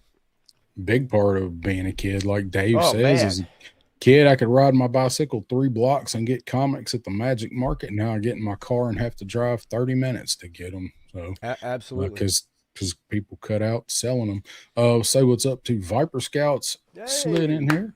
Blank covers are to get a character sketch at a Comic Con. I mean, I get it, but I mean, I get it, but I don't get it. I know people that have done it. I know a couple guys in the chat here have done that. So it's just, there's not a lot of mass appeal, I would think, especially if that is a more expensive cover. And 610 YoJoe Daddy's jumped in. What's going on, man? Good to see you always. Hell yeah. Fun hanging out with that guy. Hell yeah. Let's see. No returns for unsold books. So as far as publishers are concerned, those are sales. Yeah. Let's see. About 45 minutes to an hour and a half based on experience and mission. Under an hour once you learn. Clint's talking about the Joe game. Said he just got his the Joe tabletop game. Oh, cool. Okay. Yeah, nice. Tony's Figs in here saying, hey, you hookers, how are you? What's going on, Tony? Let's see. Big Tone. Bobby's 10 minutes away from his comic store. I'm not that far, but I mean, it's not going down to the corner market. Yeah, it was a cool thing. I mean, that's where I got a lot of my Joe comics, was like a couple of the markets right around the corner here where they'd be on the rack, man. And you had the different ones. You'd spin the rack, you'd pull the one out. They had the latest issues. I mean, that was not uncommon. They were everywhere. Yeah, so they were everywhere. All right, so we got this guy pulled up, so we're going to talk about the YoJoe June stuff. Yeah. And I'm going to, I actually didn't realize I'd already shared that, but now that it's here, sorry. Yeah, it'd been sitting there for a minute. I was like, yeah. Right. Excuse me. Yeah, I was kind of moving stuff around over here and accidentally went ahead. Action man, secret action man. So we're going to go through the stuff from YoJoe June, and I've got one picture of everything. I'm not going through and showing the whole cavalcade of pictures. We knew, we know what come out or what went up, what was announced. So we're just going to go through them, and then we're going to say what our 4 favorites, like our 3 favorites, and then the thing that is our absolute favorite that we are looking forward to the most that we saw from YoJoe June. So let's run through them. We got our Action Man, we got Toxo Viper, Dusty and Whatever Brutus. the hell that is. Dusty and G.I. Coyote. G.I. Coyote, bro. Dusty and Sandstorm here. Clutch and the Vamp Mark II. We got Mistress Armada. We got the Arctic Rescue Trooper. We've got the 788 Viper and Snake Eyes and the Varmint 2-pack. Got Deep Six. Deep Six. King Royal Regal whatever hooded Cobra Commander, whatever they're calling him, the Cobra Commander we've all been waiting for. It's not my Cobra Commander. Yeah, my Cobra Commander. Got Grand Slam in the house. We got Rugged Duke with 5 o'clock Shadow and Scar Duke. He's been your favorite. We got Synapse. I'm sorry, man. I can't. Holy shit. Okay. Got a boy Iceberg here. We finally get Flash on a retro card. I know some people are not happy about this. Everyone rejoice.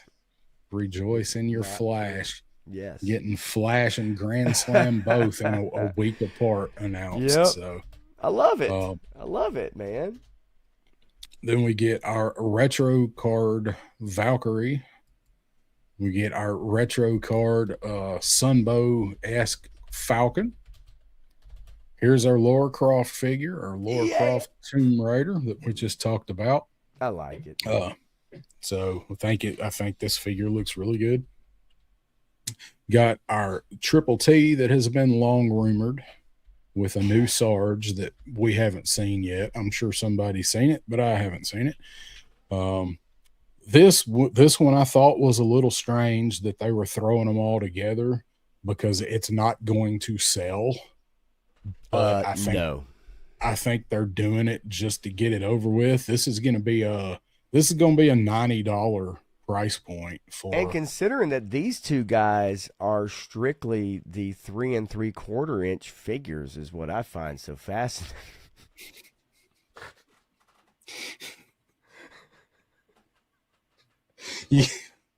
You got the other 3 or 4, and then they just reissue like their fun school molds of these. Like, we don't even care. Here you go. So, but I think they're doing this. I would like to see Marauders continue, but I don't think they will because it's not very popular. So I think they're doing this just to get the last of the original Marauders out and over and done with. And they're like, if people buy it, they buy it. If they don't, fuck it. They can't say we didn't make them. I just always hated these uniforms. I'm not gonna lie.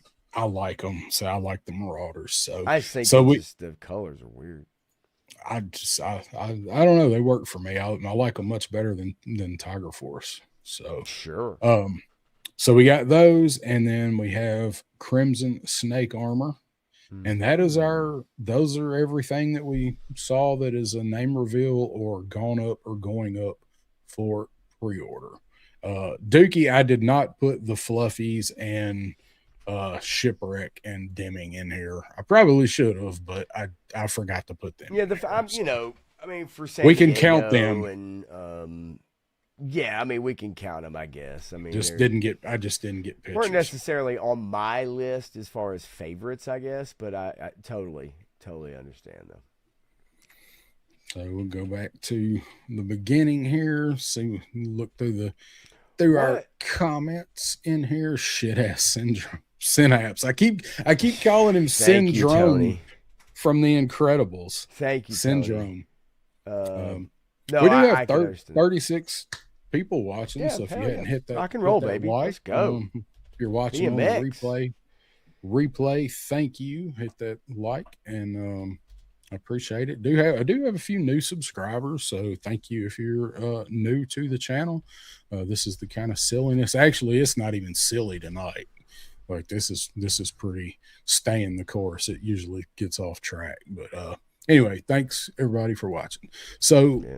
Pop, what were we can go one at a time if you want, or you can give all three, and then we'll do our favorite last, however you want to do it. I mean, I'm just gonna be straight up with you as far as for me. They're not in any particular order. So, Sean, I'm gonna share this guy right here. Let me take that. I'm gonna share this dude. I mean, this being my main jam right here. Period. Don't give a shit. Every time I see those customs, every time I see people try to do the custom. Now, of course, obviously, if you want to do the Crimson Moon, or you want to, get whatever ones that actually do work and repaint them and all that, but I'm not into that stuff. But every time I see those customs, they always have like the neck is weird because the hood doesn't sit right, or it looks gigantic, or it looks, they just don't never sit right to me. So for me, this is where it's at. This was my jam, and yeah, I guess forever we heard about it coming. But I can't wait to get this figure. It is my Cobra Commander. How about that? Dan Larson. Yeah. So for me, that one anyway, and then I'll defer to you to throw one out there. Doing say what's up to BX Medic. He's popped BX. in here. It's good meeting him. So hell yeah. Thanks for tuning in, my man. So not my most anticipated. I'm doing my three runners up, I guess, in no particular order. One that I've really have been waiting for, looking forward to, and that is Mistress Armada. I can't wait for this figure. I think she looks great. I loved her in the Devil's Due run.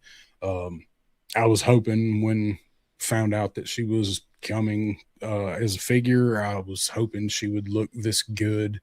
So I just, now all I can hope for is that it's a good figure. We've been having some issues with some loose torsos and waist things going on, waist gaps lately. So female bucks are usually pretty decent, except for Helix and Scarlet's feet. So I'm hopeful she will turn out as good as she looks. So that is one of my three. Actually, she honestly was right up there. Even though I don't have any connection to that character, I do love the way that character looks. I do like that uniform. I think it's cool. And Iron Grenadiers, I'm totally down with that line and those colors and how they look. And she's I'm good with her for sure. But I'm going to share this one because this one takes me way back to childhood, and gimme. I love this. So this was definitely one of the three for me. And I don't know, man. This one strikes me more than the Hawk. The MMS. Yeah, that one. Same. I like this much better. And this figure, obviously, a lot of us want. And so, Grand Slam, we've been waiting to finish out that OG 13 and or 14, whatever. This was one of mine for sure. Very good choice. It's gonna look better behind the vamp than that MMS does. So right. So my next one that I'm really pretty excited for is gonna be Toxo Viper. I'm really digging the vibe on this guy. Never had him as a kid. You had him. I never did have this guy as a kid. So I'm really looking forward to getting this dude because I like the weird stuff and these guys that they're doing where they're altered or whatever. Like there's Hydro Viper with the head, and same thing they did with Frag Viper. I like the I did get Hydro Viper also in the other day as well, along with Don Moreno. And yeah, I like what they've done with Hydro Viper. I like what they're doing here. I love the effects that they come with. I think it looks really cool. If you do photography, obviously, there's going to be some really fun stuff you can do there. And also, again, they do a good job of taking figures that maybe weren't your favorite back in the day, or maybe were not so cool, and have the ability to turn these guys into viable figures now. And so, yeah, I do. I did pre-order this guy. I do like, and I did not think I would. I didn't honestly think I would. And honestly, at this point, I don't even know why I pre-order anymore. Yeah. I With mean, mainline real. stuff. Yeah. I mean, just being real, right? I mean, that's, we're at that point now. But a couple of years ago, whatever, it's different. But I did, and I like this. So yeah, it's good choice there. So yeah, I'm down. War Chest got 3. Graph says, which mask vehicles does this guy come with? Like the purple figs. Yeah, I'm putting together quite the purple squad. I've got to get them all together on the same shelf someday. Yeah, Leaky Soup Brigade, one of my first Cobras. Viper Scouts says. Yeah. So that is one that I'm really looking forward to. I ordered 2 of them. Nice. So this is kind of a toss up for me, trying to narrow this down to like 3. But I would probably be remiss if I didn't bring this one up because, I think everybody, for some people, this was their first vamp, right? This was the one they had. This is the one they remember. I know, people maybe have some different issues again with this vehicle, and maybe some of the little either accessories or different things about it. But for me, I'm like, this is going to look absolutely fantastic with the Mark 1. I will tell you, the thing I say most excited for will probably surprise you. But as far as just the 3 things, I think overall, this one also is in that group for me. Yeah, this is great. This was my first vamp. I did wind up with the original, but I had this one first. So I just always liked this one. I like the rocket launcher better. I like the tan. I always liked the tan with the removable doors and everything. Just always really liked this one a whole lot. So right. I'm excited. I'm not excited for that $109 price tag on it though. No, I mean, obviously no, not so much. So my next one of the 3 runners up is this guy right here, Deep Six. I think they absolutely killed this figure. I'm curious to see how he moves, what the articulation is like, and mostly, as I mentioned with Armada, I hope the waist is tight on this figure. Okay. Because it's big and it's bulky, and we've seen what happens when they do big bulky figures and don't get the tolerances tight on the joint. So again, I love what they did here. This is what I wanted in Deep Six. So I hope that he's a good figure when we get him, but he was my 3rd favorite. Yeah, no, I mean, I can't wait till I snag that dude. I did go ahead, and I mean, it's just, for me, it's like some people say, well, without the shark, screw that, right? I don't want him without the shark. And it's like, well, do you want the figure, or do you want to pay the price to have the shark also? You don't know when that's going to come. If it's going to come, we've gotten, drivers without vehicles. That's fine. Like, I'm okay with that. We're not going to get all the vehicles. We're not going to get half the 3/4 of the vehicles that we want. Like, it's just not going to happen before this line eventually phases out. And so, I want him. So, yeah. And Eric says up here in chat, oh no, not that one. Don't have much vehicle room left. So. Yeah, I mean, that's absolutely right. That is a problem. We talk about it all the time, man. Like, you just start running out of room, man. Yep. I mean, unless you're War Chest, and then you buy a second condo just as a museum piece for toys. You could do that. Absolutely.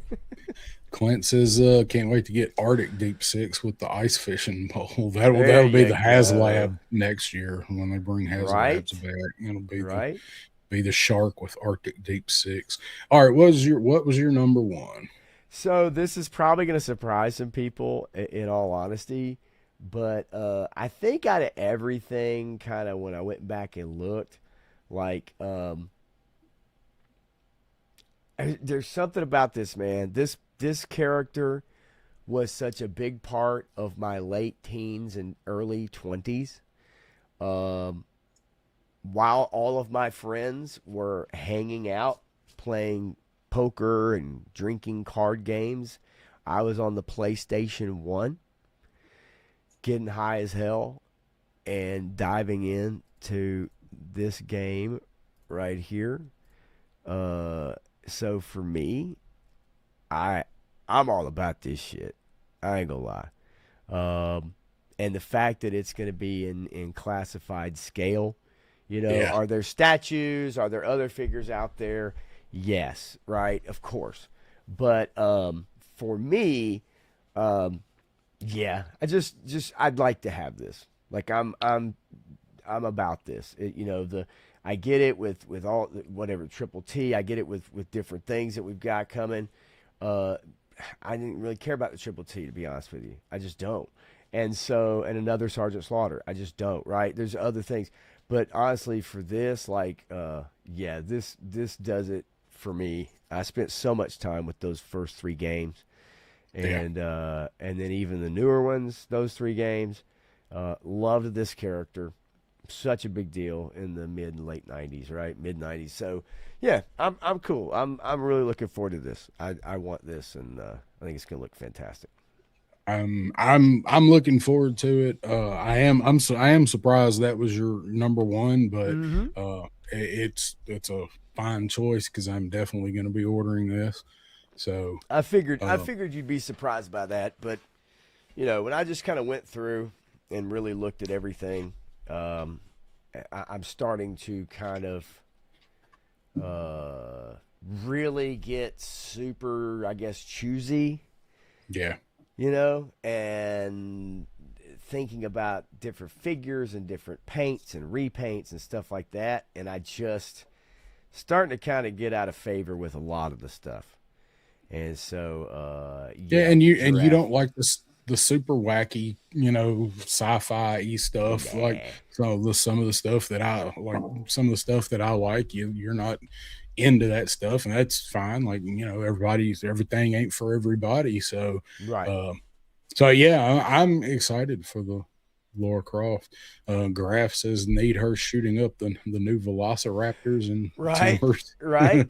Don't forget the bear. Wasn't there a bear somewhere in one of the Tomb Raiders too? I do. That? Sure. No, I'm sure that the loadout. Yeah, I would prefer that, but they're not. They're going to recycle that stuff, right? They're not going to go all curious, out. It's not curious to see who gets that longbow next. Right. That she comes with. Right. Woody Triple Deuce, the figure addict, is in the house. What's up, Woody? Hell yeah. I watched Woody's most recent The Basement video. Yeah. And I watched it at work. I forgot to go back and leave a comment on it because I can't log into YouTube at work. So, but my God, like I got a stack of these Valiverse figures here, and I got a box full of Velociraptors over here. Like, good God, it got all these Skeletrons. Like, it's just, man, it's always amazing to watch Woody's pickups. No doubt. Man, it's just boxes upon boxes of shit. It's like I like these black figures, so I bought 6 of each one of them for later. Yeah, right. I love it. I love it. It's wild. So my favorite, probably not going to be any surprise to anybody, is my Cobra Commander. This I mean, what else is there to say? It's my favorite overall Joe character. Like, your Cobra collection is not complete until you have this figure. Like, I don't see how anybody could say you have the main command staff of Cobra without having hooded Cobra Commander. So no big surprise there, I don't think. The only reason Clutch didn't make this was because of the price point. I think the main thing, not main one, but top 3. So. Oh, totally. No, and I get it. And I mean, for me, like, you know, again, as I kind of said, like, no particular order with the ones in particular that I was really interested in. I think this is one of those ones, like, I definitely want this. I do like the throne and everything. I guess that because it's just been such a long, we've just been talking about it forever. You know, been talking about it forever. It's been talked about, you know, over and over. And then finally it's like, oh, it's coming. Oh, here's the crown, right? And what's this crown for? And, you know, and all that. And so, for me, like, I can't wait to get this figure. I love it, man. And I want it really, really badly. It's just, we knew for a long time that this was happening. It's just a matter of time, right? Yeah. And I don't think it was ever not on the table. I think a certain time period in pop culture, it was probably off the table. But I think that we kind of moved past that. And so, this long been rumored. So I can't wait for this. I kind of like to be surprised a little bit. Mistress Armada is another one that I really enjoy. Like, I really like that figure. I really like the look of it. I think the mask thing's a little weird on her, right? But I'm with you here. I can't argue with this figure for sure. It fits though. Her mask. Darklon's mask is really, you know, it really kind of bizarre too. So I just, like I said, I think I said with Crow maybe, all of the upper tier, like command level Iron Grenadiers, they have to keep that up. They can't go, oh, we were going to do the mask, but it cost it out. Like, when we give Voltar, he's got to have a mask. If they give us General Mayhem, got to have a mask. So, you know, that's my only fear for that. I'm fine, you know, if everybody don't want to use the masks or whatever, that's cool. But I like them. I think it's a nice touch that they're throwing in. And if anybody's going to have some crazy ornate stuff like that, it's going to be the Iron Grenadiers. So I'm down. I'm down for it. Starfighter's saying for the Lara Croft games, are there 1 or 2 bow and arrow games? Well, there was 3 of them in the most recent reboot that they did. There's 3 games, and I know you really do focus on bow and arrow. Like, you get guns, and eventually you definitely get guns, but like they really focus on the stealth and the bow and arrow part for sure. With her. And then, of course, now they do have a remake of the first Tomb Raider game with modern hardware, and it looks absolutely fantastic. It looks good. And it has the old look. She has the old uniform. They didn't try to slim her down, whatever, you know, they've done recently with her, put khakis on her. Jake from State Farm. So hopefully staying true to those earlier games and redoing those, and it looks really good. There's actually 2 new Tomb Raider games that are coming out, but that being one of them is a remake of the first game. So I can't wait for that too. But those newer games, they were fun. The plot, unfortunately, by the third one got a little bit kind of wacky. But I don't need that one. Yeah, I'm good without that one, to be honest with you. That new game looks really good. But yeah, for sure. So I can't wait. A gallon, tight khaki pants, tight white shirt. Yeah, hey Stu, can't argue with that. I just not Lara Croft. I don't need that out of Lara Croft. You know, that's not my Lara Croft. Not my Lara Croft. Mine's got triangle titties. I'm going to run to the restroom real quick, and we'll come back and we'll wrap up with go right stuff ahead. from JoeFest. I will be right back. Yeah, man. War Chest, probably so. He's a dirty deed done dirt cheap. Yeah, I don't know, man. I dig that you guys, man, if y'all are my age, you remember how big the Tomb Raider games were. You remember, man, that character was on every magazine, Maxim. I mean, Jesus, like everywhere. It was all over the place. Commercials, you know, and Hawk, probably for Best Buy and shit, or Circuit City, who knows.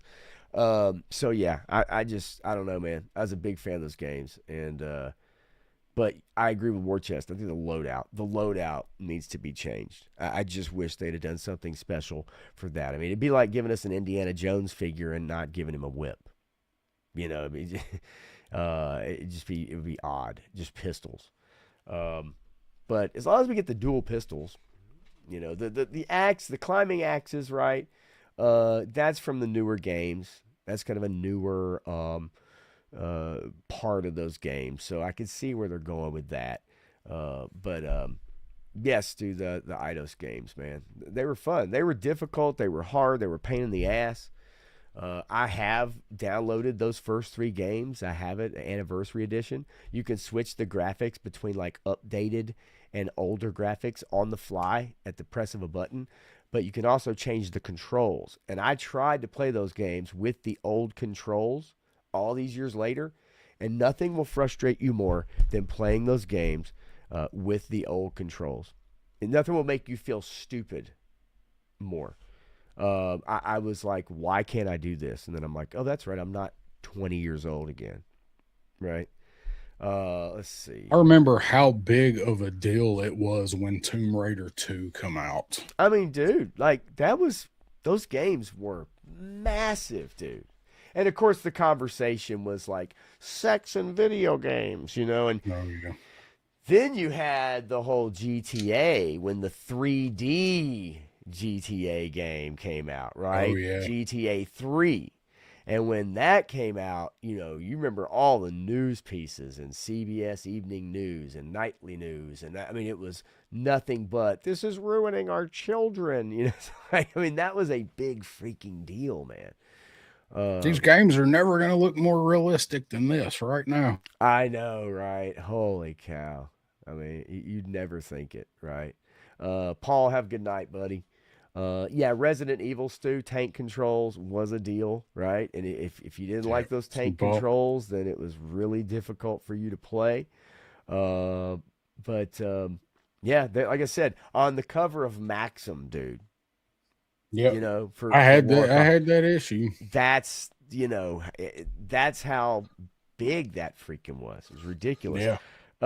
I'm gonna go use the bathroom real fast. All right. With this coffee, I've actually sucked down about this whole thing. Give me 2 seconds. I'll be right back. All right. Yeah. So you mentioned, that's funny. You mentioned the Resident Evil.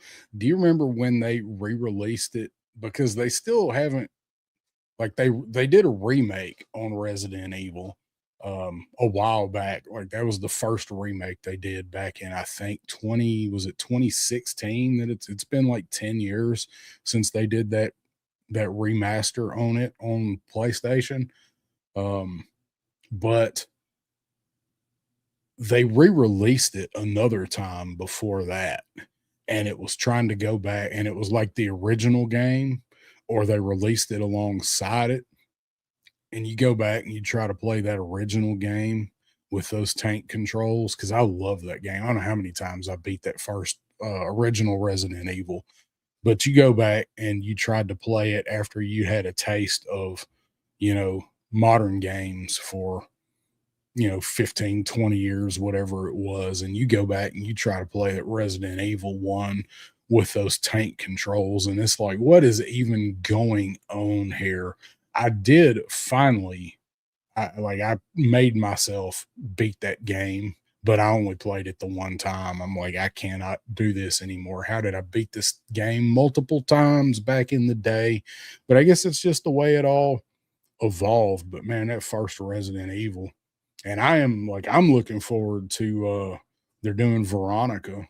So I liked Veronica, and I liked X. I liked X too. So I hope they get to them. But really, I'd like to see them do a newer ground up remaster like they've done with 2, 3, like they're doing with Veronica, and like the new games like Village and Requiem. I'd like to see a brand new ground up part 1 and see what kind of new stuff they could add to it. I would definitely buy that because it's probably my all-time favorite game is Resident Evil 1 and Ocarina of Time, which that new remaster of that game looks great. But I don't have a Switch. Yeah, they did Zero. That's right. I did not like Zero.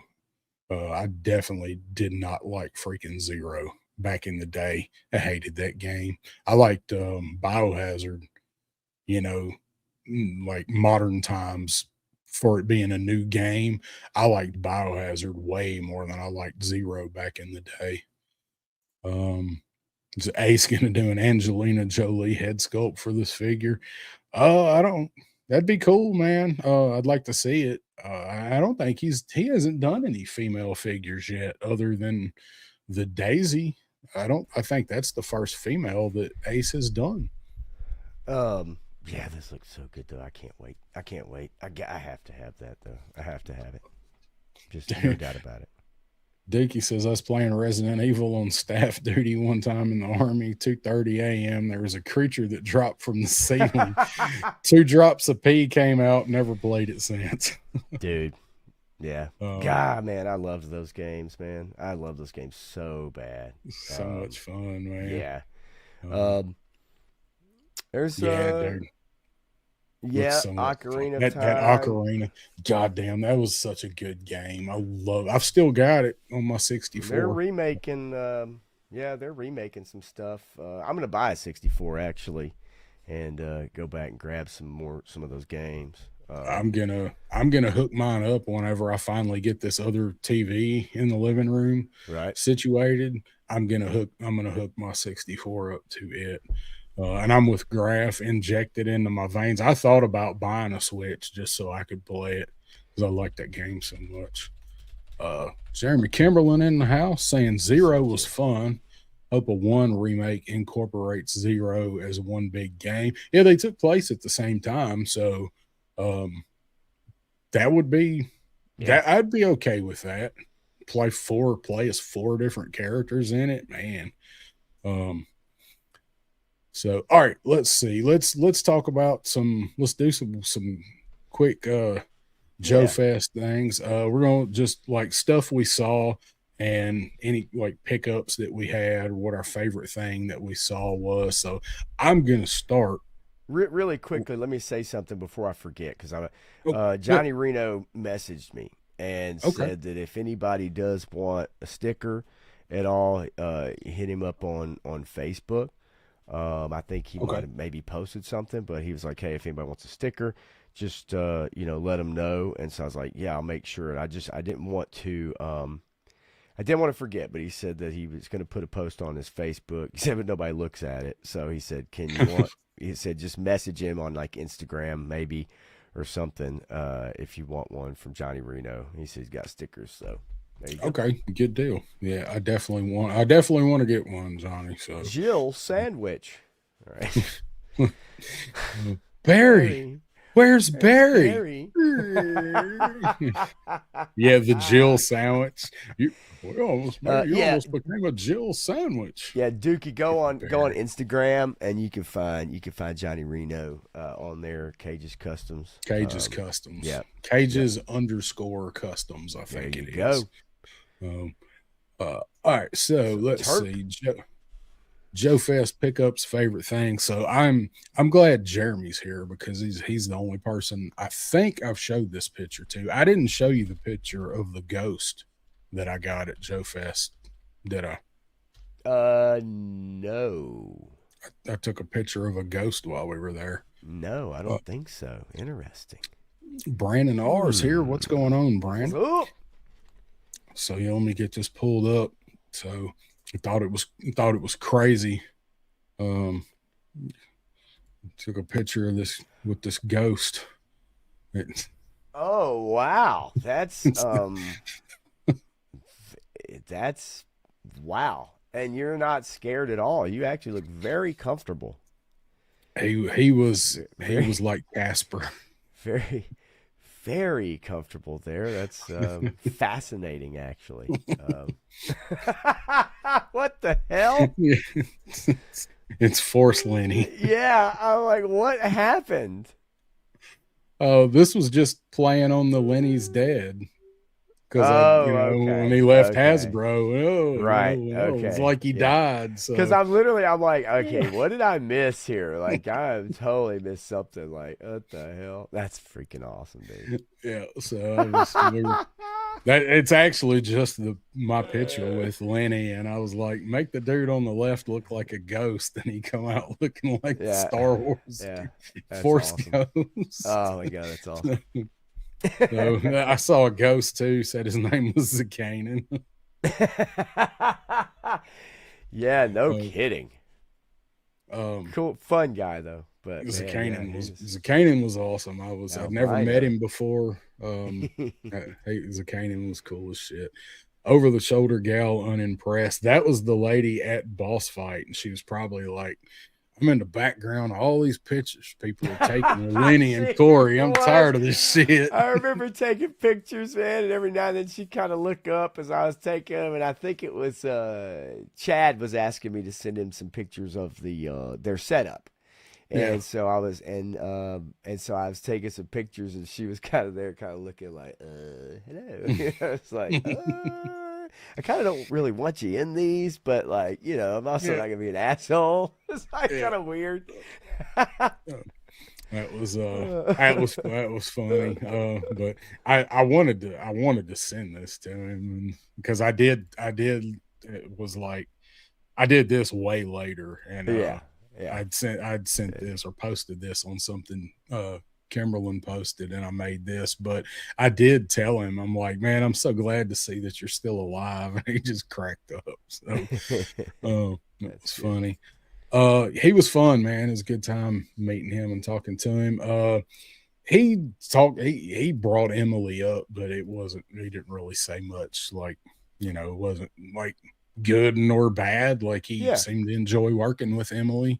Wasn't really much conversation there. He just mentioned something about the team and what she was doing at the time on the team and the marketing. So I'm just going to run through a few of these real quick. We're not going to look at a whole lot of the pictures. So I had to throw that one in there with Crow and Steve from Delta 17, because I think this was probably my favorite thing from JoeFest was getting to hang out with Crow again and getting to see Crow again. Because me and Crow were pretty close, and he didn't get to make it last year, so it was good getting to see him again and hang out. So I got pictures of a lot of some of the ramen stuff in here because it was definitely some of my favorite stuff that we saw. Very Marshall and Techno Horse and Tex Hex prototype. I'm really excited for Tex Hex. That just means now I'm going to have to break down and get Marshall and 3030. I was going to go back and buy the Marshall. I was kind of saving my money to make sure there wasn't anything else that I absolutely needed, because I was on a pretty decent budget, and I did go back and he sold out. He sold out of the Marshall. So I still did not get him yet. Then of course we got to see that, as you mentioned earlier, Lone Dragon come and actually brought it to Ace. Ace was a little disheveled getting set up, and wasn't able to get his stuff set up like he wanted, and had to have this shipped in to him at the show. And the show was open before he got it. And like I said, Lone Dragon actually received it from the hotel and carted it right over to Ace so he could put it in the case. And that was right after or right before I took this picture. Like got a video of it as it's going in the case. This thing is freaking awesome. It looks amazing. Getting to see it in person. It's as good in part, and this is just like the prototype, so it looks as cool in person as it does in all the videos. So and then of course getting to see these, This, as far as toy wise, I'll just go ahead and roll it all into one while we're doing this, going through some slides. This was my favorite thing, was getting to see this, the new General and the Dukes figures. I can't. Yeah, yeah, I it looked fantastic. There was a lot of cool stuff there. There was a lot of cool stuff there I did not even see going through, but this was my favorite toy that I saw. And then, of course, the two new tanks that are up. And then this was probably my second favorite thing that I saw there was the Great Danes that are coming, that Savage Crucible is doing later this year. Yeah. And I meant last week I showed this picture with Crow, and I had my phone in portrait mode, and it did this weird thing where it blended the other ear like into the background. Like you could see the one ear there, but the left ear, like it's there on the model. It's just yeah. the way I took this picture. So but I'm really looking forward to the Savage Crucible. Had some really awesome stuff on display. But Great Danes, my favorite dog breed. Great Danes, Rottweilers, and Pibbles are my three favorites. I've had 3 Danes, so this is the armor that he's going to come with, where you can armor him up. And they said this is going to be an individual release, like it's not coming with a character. They're going to start doing like war beasts, and this is, I guess, the first one that they're really doing. They do have some kind of dragon stuff in the works. They had the prototype heads there, but I absolutely love seeing this. Like I fell out when I saw these, man. And then there's the other head sculpt for it. They looked good for sure.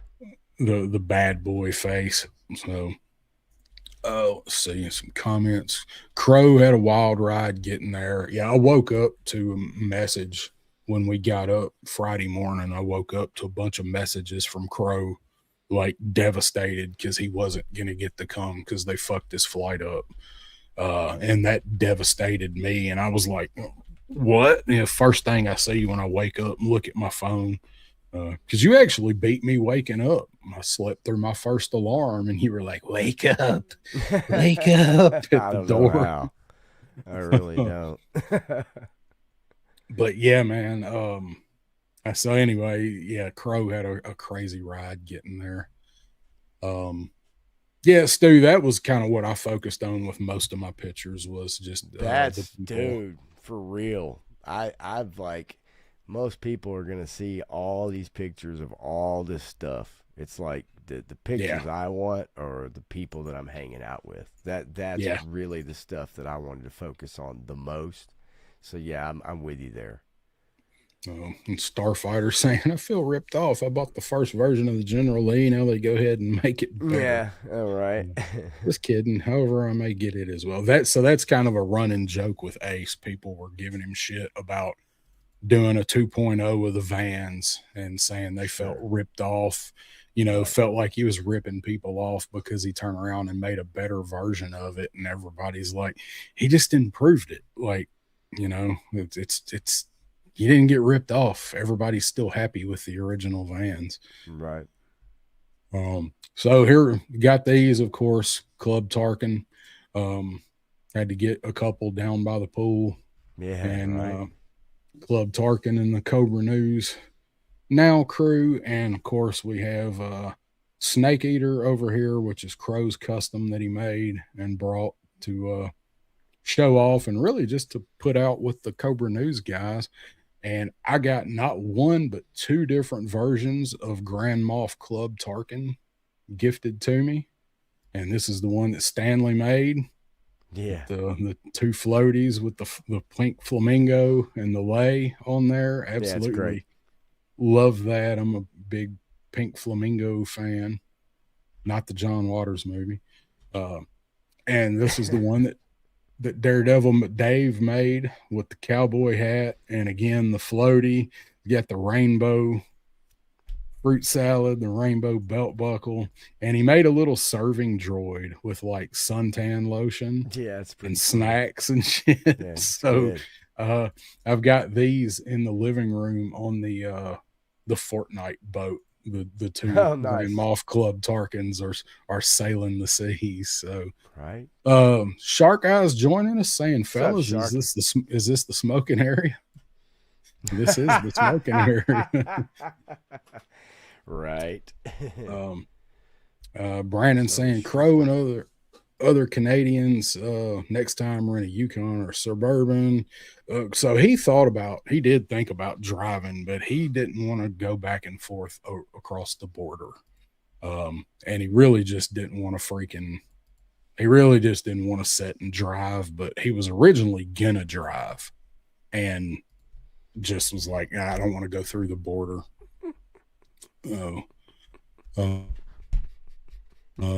Goes to Florida. Oh, did I? Okay, I froze for a second.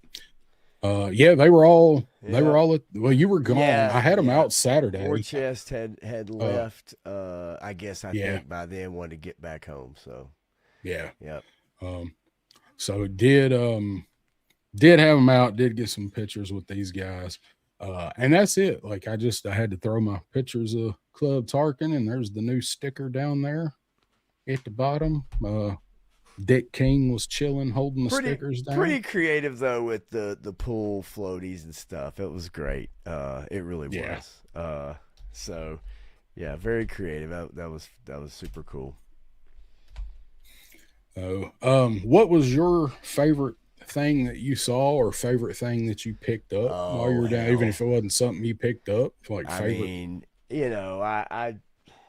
I mean, this I'm gonna open this guy. I thought about selling him for $575. I thought about it. I was gonna try to get my money back and then 10 times the amount. But Warchest will buy him. Yep. No, I'm gonna. I think he got him the next day, if I'm not mistaken. Oh, did he? I could be wrong, but I think Scott got him. No, this Eric of Melbourne. No, I'm Elric. I'm gonna get this guy open actually maybe tonight when we get done. This is really cool. I was happy to get my new Vegas figures. And by the way, folks, Microsoft has laid off about 20% of its work staff. However, the news that came out today is they have assigned Obsidian to start making a new Fallout game. And if you know anything about Fallout, Obsidian is the company that made New Vegas. Now, Obsidian is a different company now, but they have been tasked with making a new Fallout game to get Bethesda off their asses. So I'm excited about that. But yeah, that was super cool because I haven't been able to find those out in the wild. But I can't wait, especially that with Fallout, because I just read that today. That news broke. But yeah, I'll show a couple pics, man. And probably my favorite things, really. Let's see here. This is one of them. These guys were great. I mean, it's so much fun. Clint and his family. Yes, man. Like these people bring a smile to your face. Okay, if you meet these people, if you meet Clint and his family, they will absolutely make you smile. Just really nice and really fun to talk to, and so excited. And so that was freaking awesome to see them. And then let's see here if I can. It's kind of weird because the way I set these up, I kind of put them in quadrants on my screen. Seeing these two guys, me and Scott went to eat dinner at this Mexican restaurant around the corner that was actually really badass. Steve Martin, freaking awesome. I hung out with him a lot and talked to him a lot. He's a really great guy. His wife and daughter were there. They were really nice, really cool. A lot of fun. Yeah, really fun. Just super positive, cutting up, man. I had really good conversations with them. And really, when you guys were hanging out with Lenny, y'all were probably over there for an hour, and me and Steve and his wife were literally about 20 feet away, and I had no clue that you guys were even doing that. and me and Steve and his wife are just sitting there cutting up, and then I turn around, I'm like, oh shit, that's Lenny over there. And then finally I was like, hey, let's go over here and hear some of this conversation, like let's hear some of this stuff. So yeah, Steve was a lot of fun. I mean, everybody was SES Dog, like meeting him, talking to him, Lone Dragon, like that was freaking awesome. This was one of my favorite things to do. I wish the audio had come out better. I hate that it didn't. It really kind of bums me out. Bear oil sellers had to make a killing at this fest. No doubt about it, right? But doing the little thing with Lenny, getting to talk to him for a minute. I like Bear. Yeah, right. But that was super cool. And then obviously sitting there listening to him, as he got peppered with questions nonstop, for 3 hours or whatever it was. Saturday night was pretty wild having that kind of up close. And because those guys didn't get sent out by Hasbro, you never got that kind of access with these guys. So now that they're free from that, then people are going to be able to get that kind of access with these guys. They're going to be able to do this at conventions afterwards because they're going to hang out and have a beer in the bar. They're going to hang out and chat with people. And they just weren't able to do that before. So that was really a treat to be able to do that and hear these questions that we've long had about what happened with Falcon's head sculpt. And he went through the whole process. I mean, what happened with this? What did you like about this? That was really freaking awesome to have that time. To sit and just listen to him as you just shout your question out. You know what I mean? Like not shout it out, but you know what I'm saying? Shout your answer out. Everybody took turns. Nobody was really talking over each other. It was neat because when you consider some of the personalities that were down there, nobody like tried to take over. Everybody was like, somebody'd start asking a question and everybody let them finish their question, and then they were just as eager to hear their response as the person that asked the question. It was really surreal. And Lenny and Corey are the boss fight, like con show team. Yeah. And I said, I saw Lenny that Monday morning. He was waiting on Corey because he told me they were literally driving the product back, them two, in a box truck, and they had one more stop at another show, and then they were heading back home, but like they literally were driving it themselves. Yeah, I just think it's really cool that now people are going to be able to have that kind of access and talk to these guys if they're up for it. Questions that we asked. Yeah, Dave, have a good night, buddy. Questions that we asked Lenny. I'm trying to remember. I had maybe one that was, inconsequential kind of. I think maybe I said, I'm trying to think, what did I ask him? Maybe something that he had looked forward to. Might have been Cold Slither. Might have been a Cold Slither question. I'll see if I can remember. You ask Shark what his favorite thing to work on was? Was it you that asked that? It might have been. What was his like overall like favorite thing to work on that he really enjoyed? I want to say I think that might have been the question, but I'm not sure. And really quickly, as Lone Dragon says, he helped wheel this thing off. This is the thing. I love seeing this thing every year. This has the multiple levels, obviously, you can see with the mess hall and the barracks meeting room. You got your refill station, right? Or gas up station. You got your medic bay. This is just a really neat flag with the various levels and stuff. So super, super freaking cool. And we've seen so many pictures of the products and everything. No, and Matthew, it's funny because Matthew said, man, I wish somebody would have asked him why they disrespected Japanese culture by putting swords on the wrong sides of the figures. And I wish in the moment, had I gotten that question, I would have absolutely asked it. I think it would have been funny as shit because I would have said it was for Matthew. And so do you want to explain what happened with Falcon's head to Brandon R really quickly?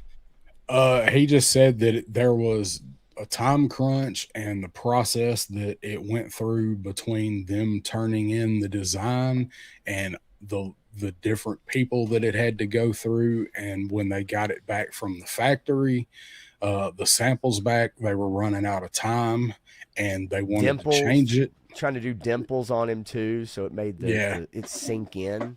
Yeah. And they weren't happy with it, but they made them go ahead with it because they were out of time to get the figure out and complete the wave or whatever, is the long and short of it. Like the factory kind of screwed up what they sent them and they had to run with it because of time. And then I answered Adam's question. I asked when they knew the line was a hit and going to take off, and it was somewhere around the Cobra Island in the 20s. And he said, like, by the time they got to like Spirit and Storm Shadow, like they knew what they had. Stanley asked about Dreadnought bikes, if they'd ever thought about trying to do them. Range Viper was his favorite figure. Yep. The patches, they knew. Okay, number one, he said they knew they were going to get roasted about the patches. Like they knew it. Like there's certain figures they know that they are going to just because, right? Like they just know it. And they knew the patches, they knew they were going to get roasted on that. And it's like, but sometimes there's nothing they can do about some of the stuff, right? I mean, that stuff's all planned out a long time in advance. I know, 610 YoJoe Daddy is asking about the production numbers and Sandstorm versus original, artwork. I mean, it was just one after another. It was really, really fun. Stanley would have to tell you the response to the bikes question, honestly, is let's see, was it Stanley, right? The dimples. Yeah, Stanley brought up the bikes. Yeah, because I'm going to be honest with you. You have to understand, okay? This is Saturday night. This is 2 a.m, and everybody's drinking. Well, not everybody. Almost everybody. Almost everybody. So in that respect, I'm not going to lie to you and tell you that I remember every answer and every question. It was just in the moment, right? You're in the moment and you're hearing this stuff. Some stuff you can remember. And I remember telling Matthew, because he was like, well, what were some of the questions? I'm like, dude, just watch some of the streams because you're probably going to hear those things be told by other people. And it was like 1 to 4 in the morning. I mean, we were down there super late. That broke up about 4. Yeah. And so when it's that late, you've been drinking all afternoon or evening, really, after the thing's over. It's just being in the moment was really fun. And also some of it, to be quite honest with you, some of it I almost wouldn't want to go back and maybe, because there's some of that stuff that he couldn't really answer, but he would maybe nod his head, or maybe he would shake his head and go, well, I can't really talk about that. There was quite a bit of stuff that you don't repeat. Like, not that it was, he did not shovel any dirt or no, not at all. Throw any shade or like tell us things that are coming out in the next year. None of that, but some of it was just like candid, intimate conversation that was like nobody really missed anything other than the experience and getting to ask him questions. And he didn't answer anything that he couldn't answer. And what was really funny is the next day when I went to do the little interview thing with him, I'd said, hey man, just last night was a blast, man, and really appreciate you doing that. I know it was super late, and I know people were hitting you at every angle, right? And can you answer this, and but I said, I know you talked about with Hasbro, it's like you guys didn't get to go to cons, you didn't get to go do anything, and it kind of came up. He's like, well, I don't, he said, but I don't really think that I divulged anything last night. He's like, I didn't really tell you guys anything that was coming out that because I asked about an NDA. He said, no, we've never signed an NDA. There are no NDAs at Hasbro. Like, I could talk Yeah, I was about whatever. surprised about that. Yeah, but he was like, it's he's like, there's just certain things you want things to be a surprise. You want it to be fun, right? And so, yeah, but he was like, no, I don't think I really did anything last night that I wouldn't normally talk about. And I'm like, yeah, you're true. It's like you're I don't think so either. But yeah, the long range reconnaissance 3-pack. Yep, definitely. Yeah, I did forgot talk about that. Brought that up. Yeah. See, that's what I mean. Like, other people are going to help fill in those Yeah. blanks, and I appreciate that, because I I definitely forgot. remember all of it. I forgot all about that. Yeah, That he did. really He was- did talk about that. That really was a very fun part. And then seeing Corey come in his Matrix outfit from wherever he was hanging out at, and then Darren offers up his flask a couple times, and he kind of turned him away. And then next thing you know, he hops up and comes over there and takes a couple shots of moonshine out of the flask. That was pretty funny. That was funny. But Corey was really nice. And then Loki Wartooth went and gave him a tattoo after we were done. I mean, they were up that late, was cool. man. Yeah, they come down. That was cool. They were up there hanging out and then come down. So Oh yeah, Cold was Slither cool. was supposed to be Rambo, that they couldn't get the license or whatever. Yeah, right. Like Yeah. yeah. And I'm with you, YoJoe Daddy. I was I was in a different way, but I feel you there. I was absolutely bent, dude, sitting there, and it was hard to hear Lit. too. I was on the other side Yeah. of the couch across from him, and it was, Yeah. I'd really lean in.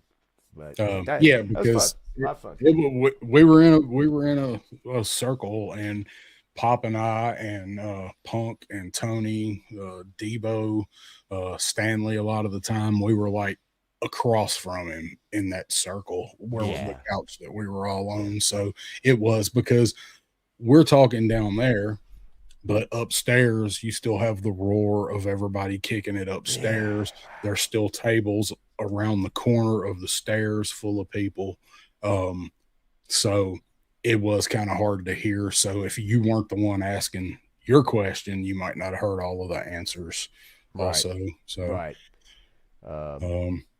Yeah, it was probably the Yeah. best exclusive over any figure or anything, was being able to sit there and do that with a bunch of guys hanging out. It's really fun.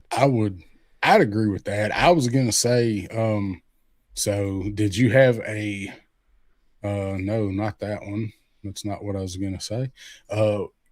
Least expected thing to happen, like something that like come together that you weren't expecting.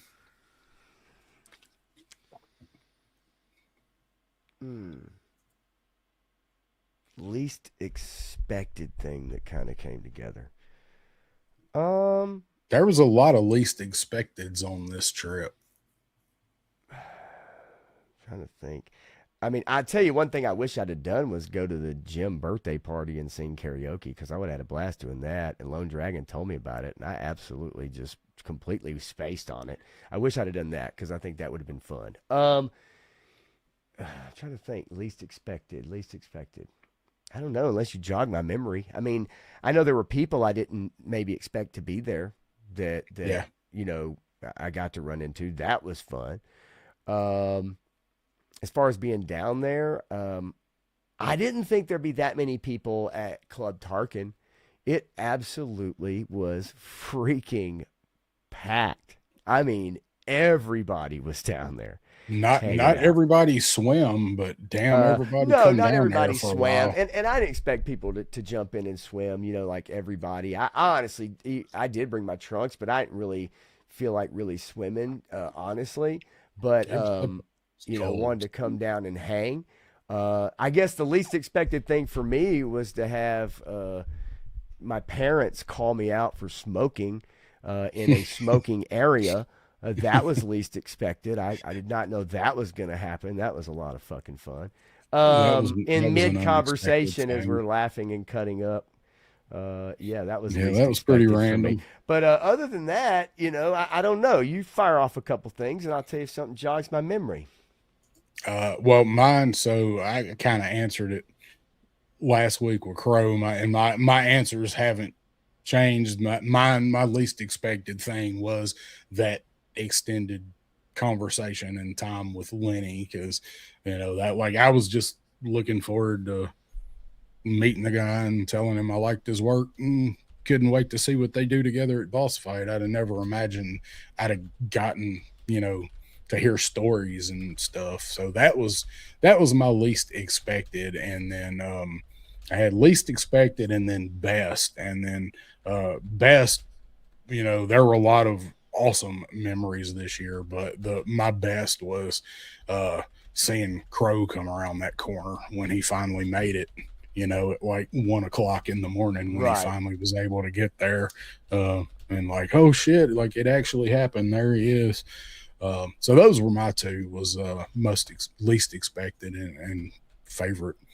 Yeah, Stanley's got a good one. Least expected is Lenny has his postcard. Stanley had sent him a postcard a couple years ago suggesting river otters for pets. Oh, yeah. Yep. River otters, that's right.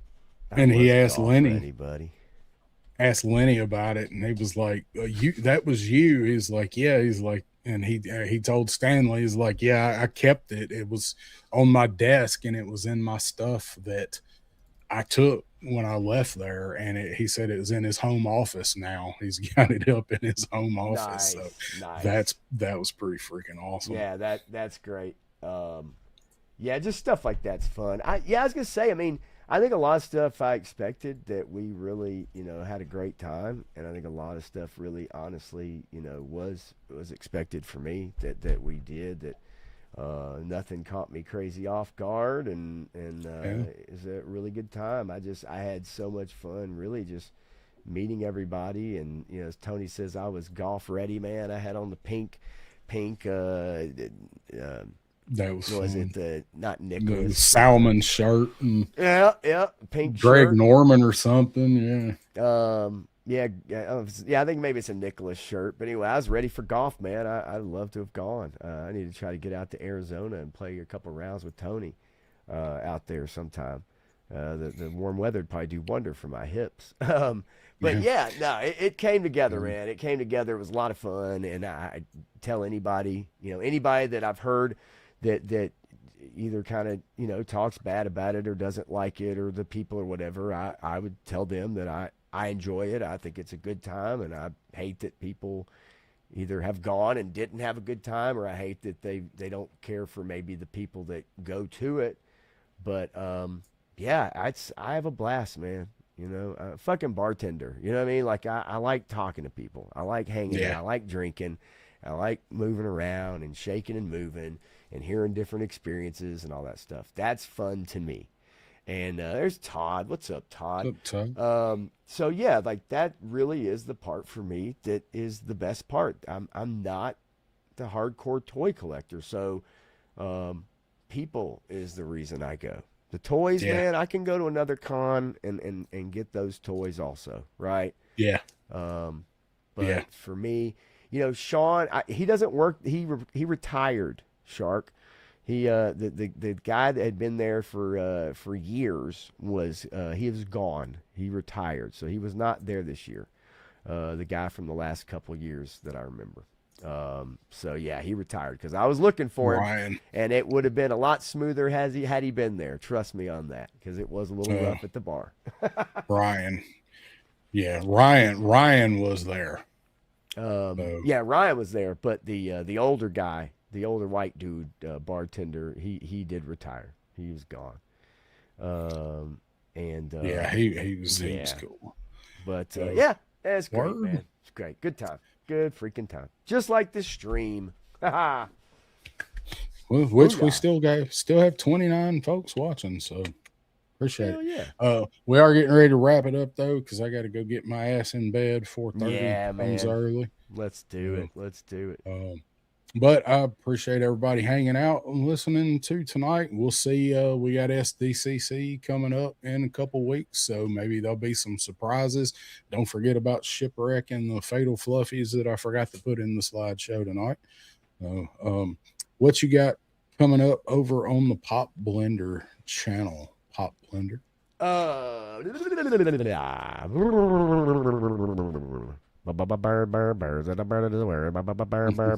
I had to do it. All right. Yeah, Sunday night. I'll do a stream Sunday night. I thought about, because I'm off Friday. I'm off work Friday. So I thought about doing a video or two on the Fallout New Vegas or the Fallout news from Obsidian. But I don't have a lot. There's not a lot to go on there. But yeah, I'm maybe getting ready for the Odyssey and whatnot. But yeah, Sunday I'll be doing a live stream this week for sure. No family birthday parties. My son won't be over here. So the only time I won't do a stream is when I have my son or I have like some kind of family something, right? But Which we did have on Sunday. we did, and then if my son's here, if it's a Tuesday night or a Wednesday like this, it's different, right? Because that's middle of the week, and those are just two that I do. But yeah, so Sunday night I'll be doing a stream. I have a couple things to talk about. Maybe video game related for those that are interested in video game aspect of things with Xbox laying off a bunch of people and stuff. So yeah, and maybe a couple other subjects. But what about you, man? You got anything coming up? You got any reviews coming up? What you got? You can't see me. You can't see me. The first thing. That's the first thing I did when I opened this dude and posed him, as I did the John Cena. Right. With that big ass web hand. I might review this son of a bitch right here. I might actually just do one just for the hell of it. I'm not set up for reviews the way you guys do them, where you have the over-the-shoulder camera and all that stuff, but I might just do one like this. Because this camera does focus pretty good when you get up into it. So yeah, that camera's great. I don't like. I've got the Javarthi Sentinel. I've still got to open. Yeah. I haven't opened my Elric either, so I may get a review out on them. I may actually finish the review I started on the Skeletron figure. I got it recorded and I got ready to do some pictures, and I realized at some point during recording, I got up and maybe got something to drink or went to the restroom or something, and I come back and I sit down and I finished the review and forgot to hit record when I sat back down. So like half of the review actually didn't record. So may finish that. I don't know. I don't have much to review coming up. I do think I have a couple of Mythic Legion figures that got shipped. Somebody just sent me something from New Jersey. I can only imagine that's what it is, because they're shipping their new wave. So anyway, if nothing else, I'll be back here with Crow next Wednesday for Backyard Battlefield. Probably get back to doing something fun and silly. Hadn't talked about it, but you know how we do. We'll probably decide Monday. Yeah, no, hey, sure. I mean, it's all good. I don't know. Maybe Friday I might do a little something special. Friday, since I'm off. We'll see. If anybody wants a sticker, hit me up on Instagram, PopBlender75 on Instagram, or on YouTube. I think you can send messages on YouTube now. But hit me up, because I have plenty of stickers. So if anybody wants one or whatever, and you don't mind, giving me your address, I promise you I will not show up at your door in a diaper or anything crazy like that. Or a beaver suit. Or a beaver suit for that matter. But if anybody wants a sticker or whatever, I'll be glad to mail some out. Yeah. So yeah. Same. So, I've got some. I still have some. I still have You some know. left. I didn't show this off to anybody before the stream, or before JoeFest, because it was kind of the JoeFest debut. But so there's the straight out of Cobra News Now sticker with Scrap and Tuco and Fring on it. So I've got those, and then I've got my regular one, which this time I had them done in gloss instead of matte. So same thing. Holler at me if you guys need some stickers. and I'll get them sent out to you. I got a box of stickers I've got to get sent out to Hinderer Collector. Crow and I got stickers for him to send to him, and I got to get those out to him. So Lone Dragon says, I might want a sticker. Oh, hey. Nope. Crazy, man. Laura or Armada, flip a coin. Oh, Oh wow. Oh no, that dark skin does something for me. I ain't gonna lie. I might never go back. Or just add it to my repertoire. There you go. No, it's been added. All right. So anyway, We're gonna get out of here, y'all. yep. Let's get out of here. It's a good note to end on. We're gonna see you guys. How long is it gonna be? 3-star? See you. 2 weeks. 2 weeks. 2 weeks. 2 weeks.